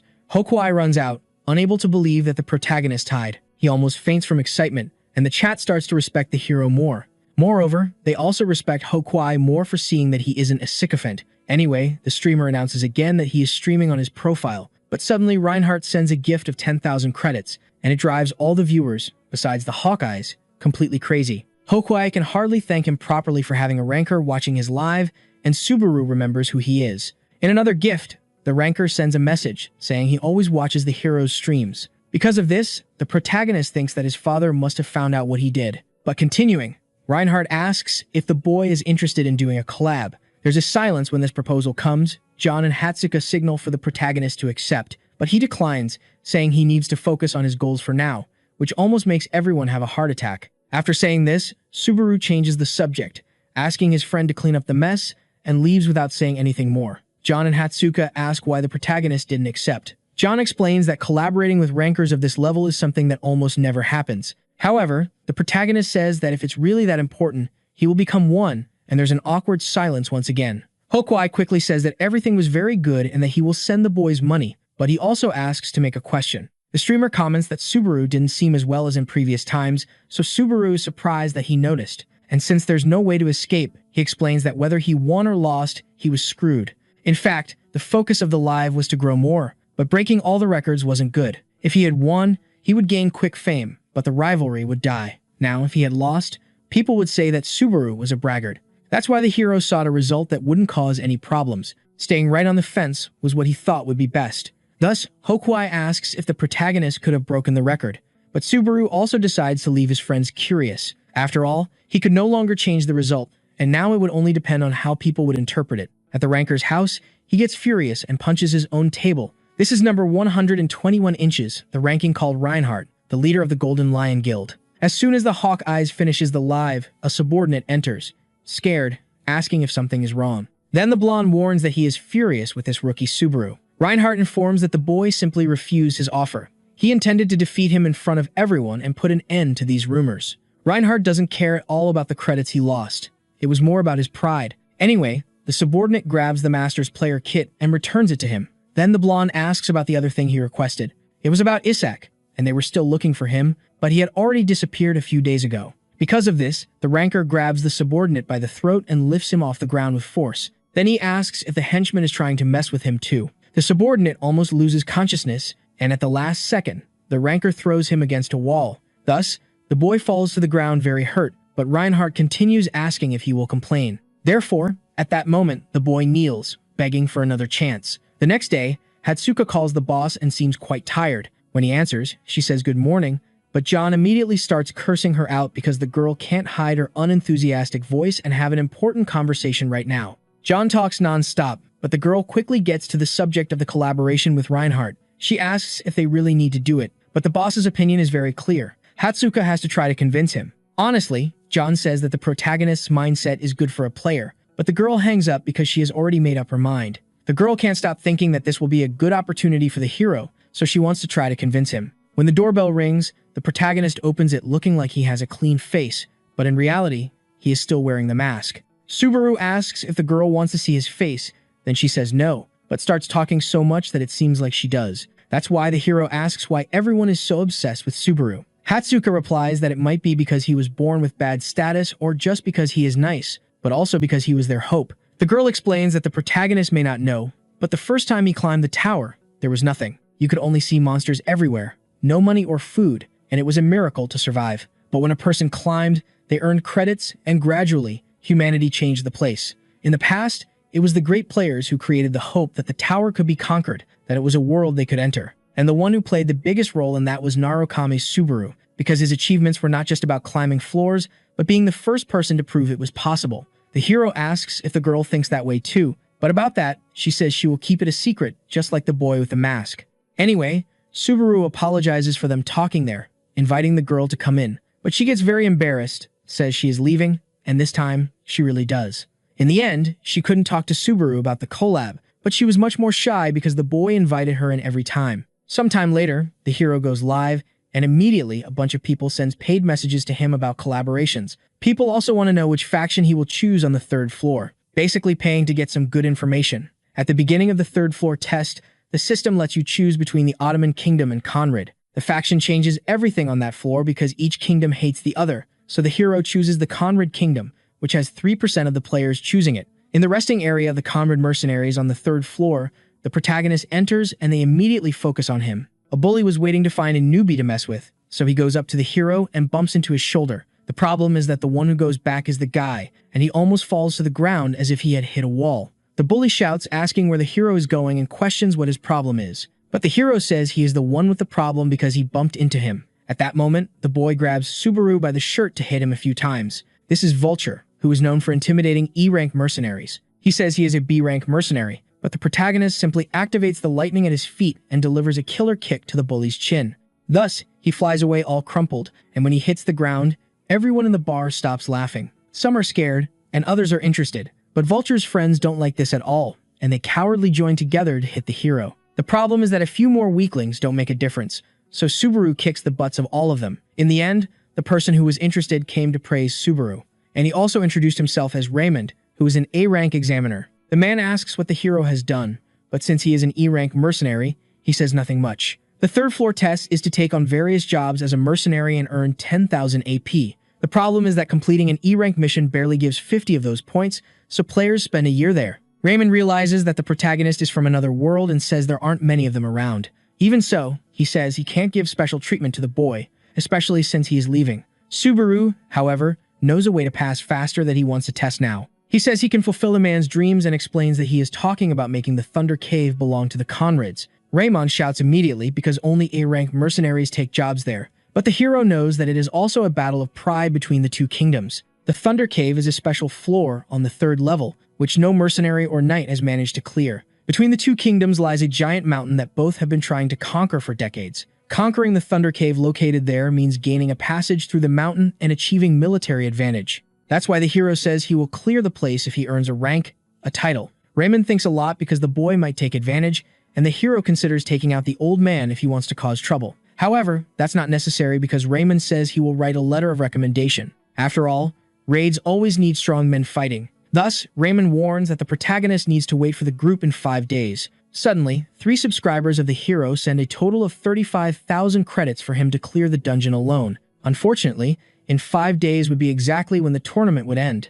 Raymond, for his part, still says he can't believe it. He confesses that he challenged the cave when he was younger but lost half of his group. Then he gives the letter. But the hero says that this won't happen again because he plans to go alone. Raymond shouts that the boy is crazy because the minimum to challenge the place is 20 people. But Subaru calms the old man a bit, giving the excuse that he doesn't want to use their forces. And he warns that he has no comrades, but for a short time. At the top of a mountain, Rina comments that she is increasingly impressed with how much the hero resembles Subaru. She watches the live stream, and the protagonist says he won't take on other missions. In fact, he says he will stop streaming for a while. And he simply turns off when Rina was enjoying watching on her way to the 3rd floor. But she also finds it funny because the real Subaru would do the same. He simply does what he wants, exactly as it would be if his former leader were a streamer. And since he somehow learned that the hero will also participate in the tournament, he thinks it's good to have a chat, and obviously hopes he won't manage to get the item. Later, on the 3rd floor, Hatsuka praises the hero, happily saying that the protagonist has gotten the hang of imitating Subaru. If he also just took on some normal jobs, it wouldn't be fun to watch. Hatsuka asks what the boy will do next, then he says he will hunt until the tournament starts.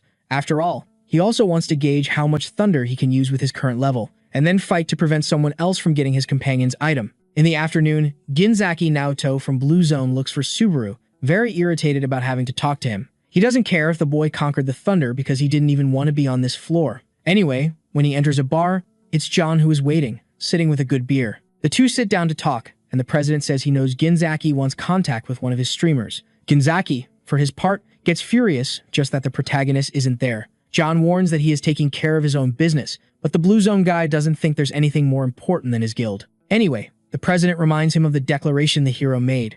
In fact, Ginzaki wanted to talk to him personally to negotiate better, but he starts to think that it's John who is making it difficult for the two to meet. Ginzaki bangs on the table, saying he can see when someone wants to keep the golden goose. But he asserts that the hero will be better off in a big guild rather than streaming. The problem is that John disagrees on this point, especially since he knows Ginzaki for going after players who work streaming. Ginzaki tries to say that he doesn't want to make Blue Zone an enemy of Souten, but John warns that they prioritize their employees and their decisions above all else. For an adult man, Ginzaki says that the president is being very naive. However, John counters by saying that in this world, there are people who are not intimidated, and showing a bit of his aura, tells the young man to leave. Ginzaki immediately feels the pressure of the president's power and stands up, trembling a bit. He shouts that John can't just order him to leave as if it were nothing, and the president doesn't care at all. That's why Ginzaki warns that he will make the old man regret it, but John even mocks him, saying he is scared to death. 3 days later, on the 3rd floor, in the nest of sky serpents, a big mess happens because of the hero. Without needing to wear the mask, he hunts one of the largest snakes in the nest.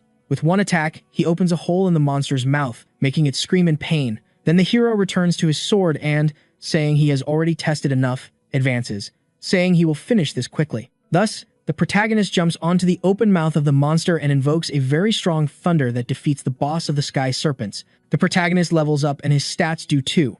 Moreover, he gains a serpent fang worth about 10,000 credits. Subaru is now at level 35. He has leveled up 9 times in 3 days, which is very good. For this reason, he now remembers that he had something he left to resolve. The next day, Hatsuka happily greets the protagonist, so he sits down asking if anything good happened. The girl says yes, shining with joy, but the protagonist still doesn't understand what it is. Finally, he remembers it's about the collaboration and apologizes. Hatsuka doesn't blame the hero for refusing because it's also something Subaru would do. But if the goal is to be equal, she hands over a document stating the only difference between the two. In fact, it was a document with money from the live with Hokwai, 49,000 credits. Hatsuka comments that she could have given this at any time, but she wanted to talk to the boy. She says she has a friend named Sejin, a gambling addict, who taught her some things. Basically, he works with bets on who will win or lose. The higher the chance, the lower the payout, but it's also a more guaranteed return. About this, Hatsuka explains that the hero's payout rate is 6.1, while a certain player's is 1.2, making him the favorite to win. When the hero asks, the girl says the boy's name is Omar Schneider, a player from the Blue Zone who has been on the 3rd floor for 10 years just to try to clear the Thunder Cave. Hatsuka also says that Omar must be looking for the hero.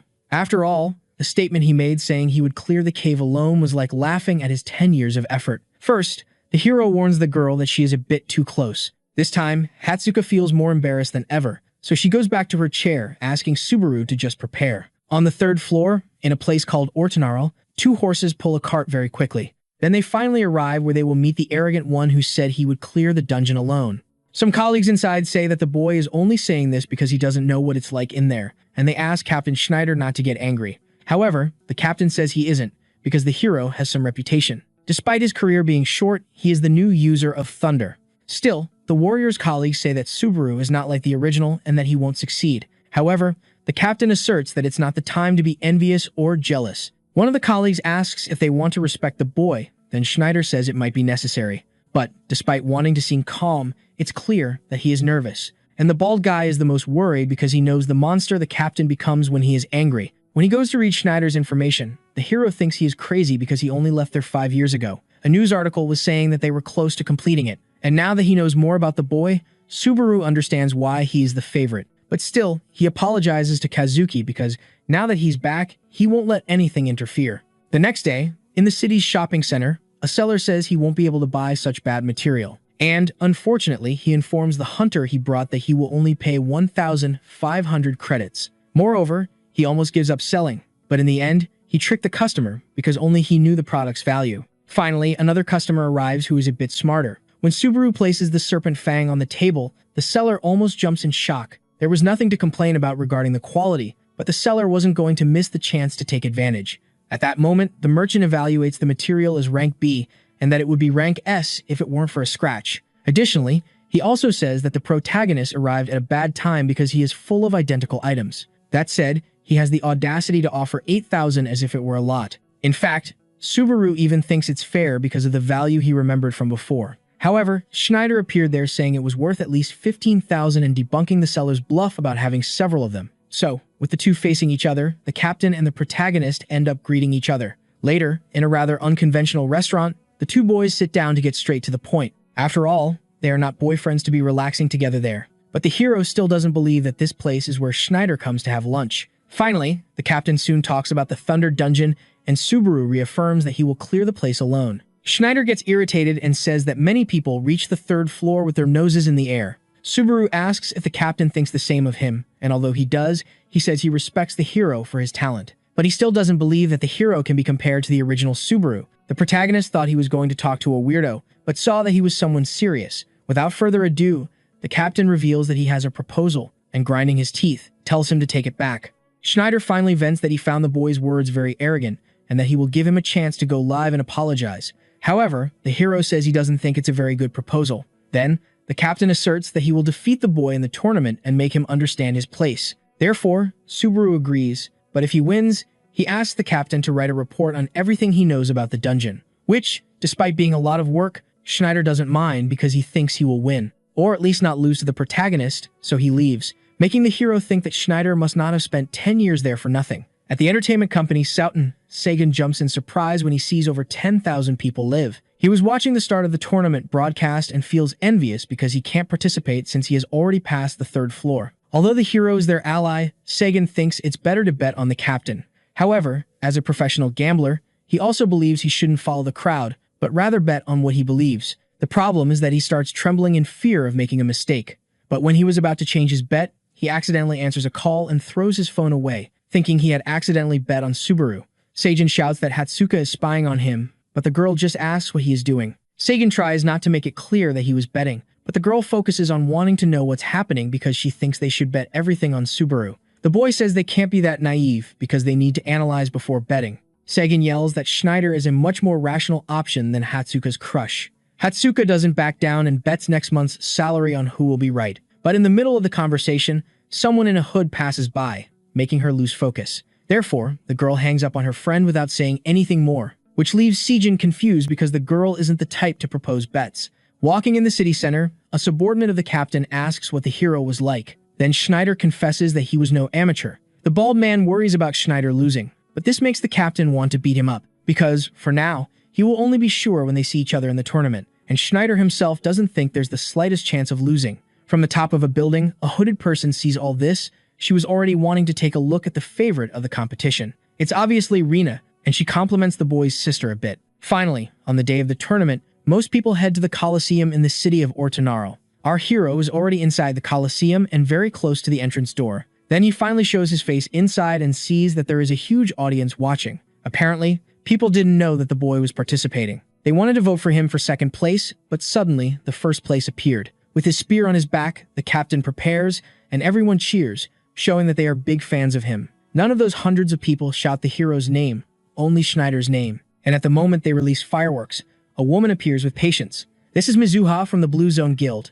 who will be the presenter of the competition. She explains that the tournament will be divided into qualifiers and main events, where the prize will be awarded in the final. The girl says that the shoes were made by Hermes himself, stating that it is a symbol of pride for the guild and a legendary relic of Hibiki Toshiya. Then she invokes him with magic to show everyone. Therefore, the hero mentally asks Toshiya to wait a bit because he swears he will get those shoes back. In the audience, at least Hatsuka is there supporting, hoping he goes live. But strangely, a hooded person from before is next to her, and Hatsuka swears it's the same one she saw earlier. As the girl said, the protagonist starts the live stream inside the tournament. In less than 10 seconds, 3,000 people enter, and he apologizes for disappearing suddenly while noting he can barely read the chat. Then Hatsuka sends a mission of 30,000 credits if the hero wins, and he thanks her even without much support. Mizuha shouts that it's now, and makes more fireworks appear, starting the tournament. Suddenly, she gathers green magic in her hand and creates a giant ball above. Then, the girl explodes it, creating a rain of that magic. This green stuff envelops the entire arena and makes the audience proud of the girl's power. Basically, the girl made day turn to night with a wave of her hands, so now it's in this darkness that the eliminations begin. The challenge system warns that if you die, you're out, and that the round will end when there are 1,000 survivors left. It also states that everyone is an enemy and the game starts with 10,000 participants. Obviously, no one should make the hero a target in the preliminaries. However, just when he was thinking of conserving energy, several people sent money for him to farm aura. Because of this, suddenly a person passes behind the hero, and he tries to flee, knowing he'll be screwed if he tries to fight. But what the hero sees is a walking pile of money running. Out of nowhere, 1,500 people are already eliminated, and the scene cuts to the captain's perspective. He doesn't care about the small fries, and in the elimination, he wants to go after the hero. Suddenly, an arrow almost hits him. There was a guy hiding who tried his luck and got very close. But it wasn't just one guy. No, because he wasn't crazy. The boy had a group of mercenaries. A bald man thinks they shouldn't take the risk, but the leader feels confident because it's several against one. Because of this, Schneider says the plan isn't bad, but they picked the wrong person. Another bald man is the first to try his luck, but when he finishes speaking, his head disappears, and the guy falls to the ground lifeless, driving everyone crazy. No one managed to see how the captain hit the bald man with the spear, but now Schneider doesn't want to know because he's seen many tough guys like them, and now he's eager to show what happens when they mess with him. In one attack, another mercenary is blown up. Then he warns that tricks don't work in the tower, and he warns that the only thing protecting people is their own strength, leaving the enemies terrified. The image of the captain is what's being broadcast to the viewers. He cuts through several of the mercenaries with a single movement. Some tell their colleagues not to run because it's just an exam, but no one listens. Up in the stands, Rina understands that the captain is on another level and could become a great ranker when he climbs the tower. But she gets annoyed because, next to her, Hatsuka won't stop making noise cheering for the protagonist. As Rina gets nosy, she sees it's Subaru's live stream and strikes up a conversation with the girl. Since she's wearing the same mask as the hero, Rina explains that she's a fan. Then Hatsuka comments that she is too and greets her. But, of course, she also asks for the name of the hooded girl. When there are only 1,300 survivors left, the chat updates the hero saying he has already made 97 kills. Time is almost up, and he has earned 200 credits for each one he defeated. But now an idea comes to the hero's mind, an idea to make noise to try to attract more players. So, using his sword and the power of electricity, he cuts down all the trees around to show his position.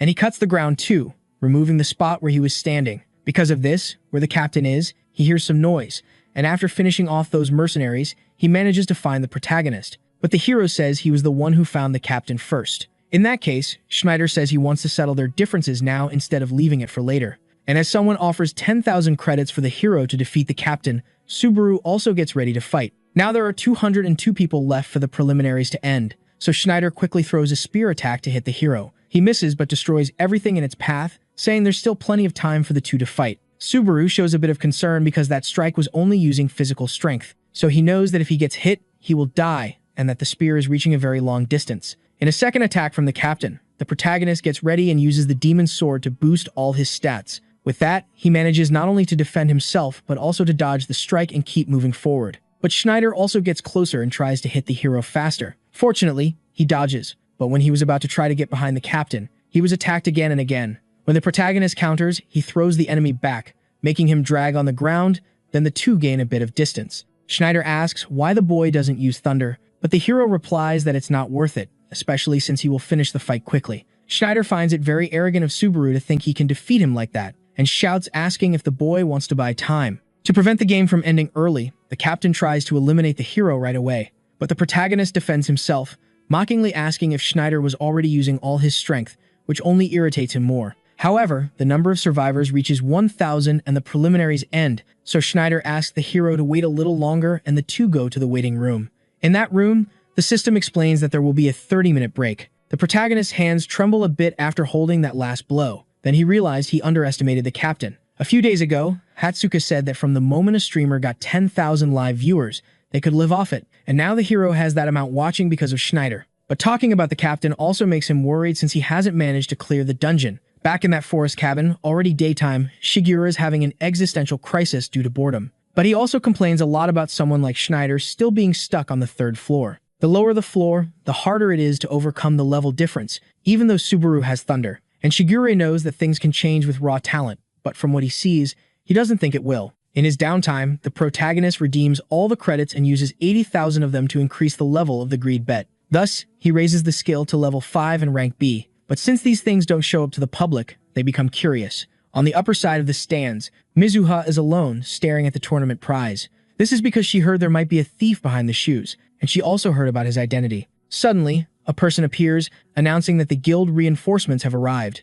And because Mizuha asks who is leading the team, the person introduces themselves. Then the girl asks what the guy is doing on the 3rd floor, because it's simply Kurokawa who came to help. Mizuha asks if the guild leader is upset with Subaru, and the guy says yes, for him and Schneider. But he also mentions that there is another problem, and that problem is in the stands talking. Behind Rina's mask, she can only think about the frightening amount of mana that Hatsuka has. She wants to know why someone so strong is there, but to not seem strange, she takes off her mask and introduces herself as Tame. Hatsuka explains that she was speaking formally because of the girl's aura, and also recognizes that she is using a face-changing technique. Rina feels so intimidated that she thinks the manager is an assassin sent by Kazuki. But even though Hatsuka doesn't want to get involved, she asks if there is a plan to disrupt the tournament. Because of this, Rina decides to test by saying maybe. Then, with a killer aura, Hatsuka asserts that if the girl does that, she will regret it a lot. Suddenly, the challenge system announces that the 30-minute break is over. Then all participants are teleported to the finals.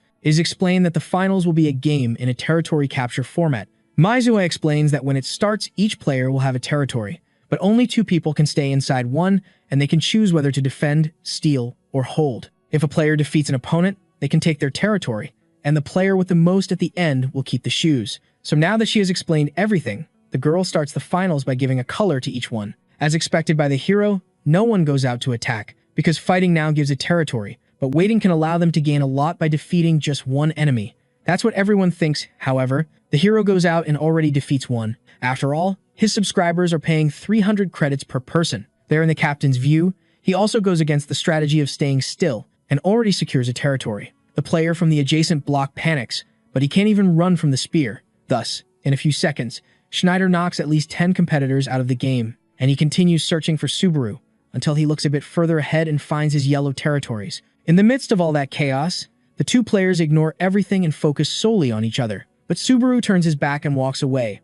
prompting Schneider to shout at the boy, calling him a coward. The hero's fans get upset on behalf of the protagonist, but he warns that he will handle it later because he still needs more credits. Our hero continues farming territories and is surprised at how weak the players on the 3rd floor are. Then suddenly, a player named Don Chao enters his territory. This player was that bald subordinate of the captain. Don Chao says he will get in trouble later for kicking the hero's butt there, and the chat informs Subaru that the bald guy is from the blue zone. The bald guy doesn't hesitate and jumps on the protagonist, so the hero shows he will defend himself, but he slips under the attack and cuts the bald guy's spear. Then he easily throws him to the ground, defeating Don Chao, and since it's not real life, he finishes the guy off right there. Subaru eliminates the bald guy so quickly that the chat starts to think he is weak. Then finally, Schneider enters the protagonist's territory, and there's barely time to read the warning properly because the captain rushes towards the hero. The protagonist doesn't let the attack hit him. He sends the spear that was about to hit his head flying away, but the captain strikes again. Schneider shouts for the hero to use thunder quickly, because if he keeps holding back,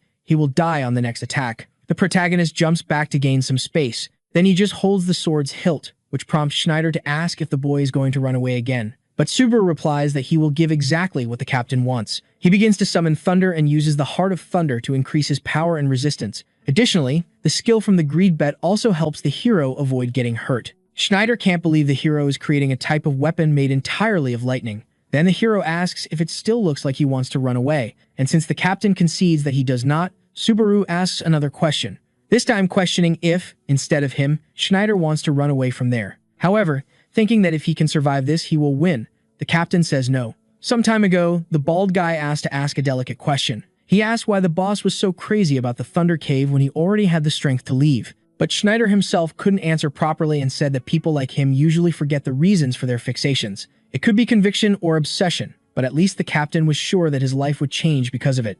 And that reason was enough to never want to give up. Back to his fight with the protagonist, the boy spins the spear to gain speed, and he thinks that Subaru might end up becoming his second obsession until he runs for the final attack. And in respect to the captain's 10 years of effort, Subaru also charges without holding back. Thus, the two get very close, and their strikes clash, using all the strength they have, and the impact creates an explosion in the arena that destroys everything. But instead of the captain's destructive purple aura, the protagonist's yellow one remains. Returning to the audience, the girls stop talking because they feel strange. Rina becomes very suspicious of Hatsuka, but the girl revealed on her own that she was looking for trouble because she was Subaru's manager. Naturally, if there were problems in the tournament, it would affect his stream and her job. Rina acts like a child when she hears she is in front of the hero's manager. Hatsuka then gets very excited and says it was hard to convince her colleagues that she found gold. Rina says she always watches the streams, and the two girls start to understand each other. But suddenly, the explosion from the boys' attacks grabs attention because it's the only thing being broadcast on the big screen. So Hatsuka quickly goes to see what happened and becomes very worried. When the explosion ends, both warriors are still standing, but Schneider has suffered so much that there's a hole from his legs to his chest. Then he falls to his knees, lifeless, and Subaru thinks it would be nice to meet the captain again in the future. With a total of 283 captured territories, Narukami Subaru is the tournament winner, fireworks are launched, and the audience celebrates. Hatsuka also tries to celebrate with her new friend, but she doesn't seem very happy. Rina can't believe that in the end, it's the protagonist who will win the grand prize. Mizuha soon appears to announce again, and tells everyone to listen that Subaru is the winner. Therefore, the girl summons the shoes that are the protagonist's well-deserved prize. Then, Rina stands up in anger from the stands and leaves without saying anything. The seal is broken and the items fall into Subaru's hands, making the boy a bit sad for being away for 20 years. On a normal day, 20 years ago, Toshio was screaming in anger because he had lost his shoes. A classmate asked why the boy was so irritated and said he was annoying, but he was wearing the little shoes on his huge feet. So, having already told them not to touch them, Toshio kicked his friend, making everyone laugh, including Subaru. In the chat, some people say the hero should sell because he is a mercenary, but he says he won't, leaving the host confused. Mizuha explains that Subaru could make some good millions from this, but the hero stands by what he said. At that moment, everyone starts trying to make an offer, and someone in the audience even offers 4 million credits. Therefore, the protagonist invokes a very strong lightning power from the sky, and after demonstrating this power, he warns that he won't sell even for 10 million credits.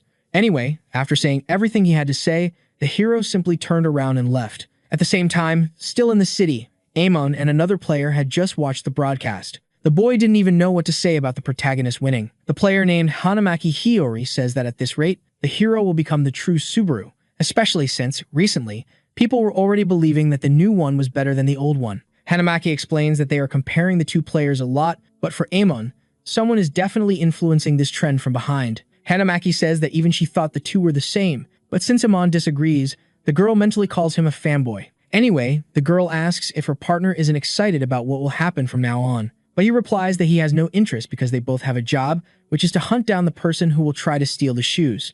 And like a good alpha male, Amon leaves the girl behind alone, even though it couldn't be said they were that alone. Back to the live stream, everyone is drooling over that pair of shoes. Even just like that, Subaru is happy to be in contact with Toshio again, and changing his thoughts, he thanks the audience for the mission's worth credits. The name of the pair of shoes is Teleria, and it increases speed by 25% and jump by 15%. Then, people discuss, some saying it's good and others saying it's so-so. Anyway, the hero receives a message from Hatsuka warning him about the suspicious person he found and asks the boy to be careful. Rena only realizes now that she might look suspicious standing there in front of the shoes. She didn't want to reach this point, but she had no other choice. So, when no one was paying attention, she would attack and cut the protagonist's ankles. So the video ends here. If you don't want to miss the next part, activate the notification bell, and see you next time on Tob's channel.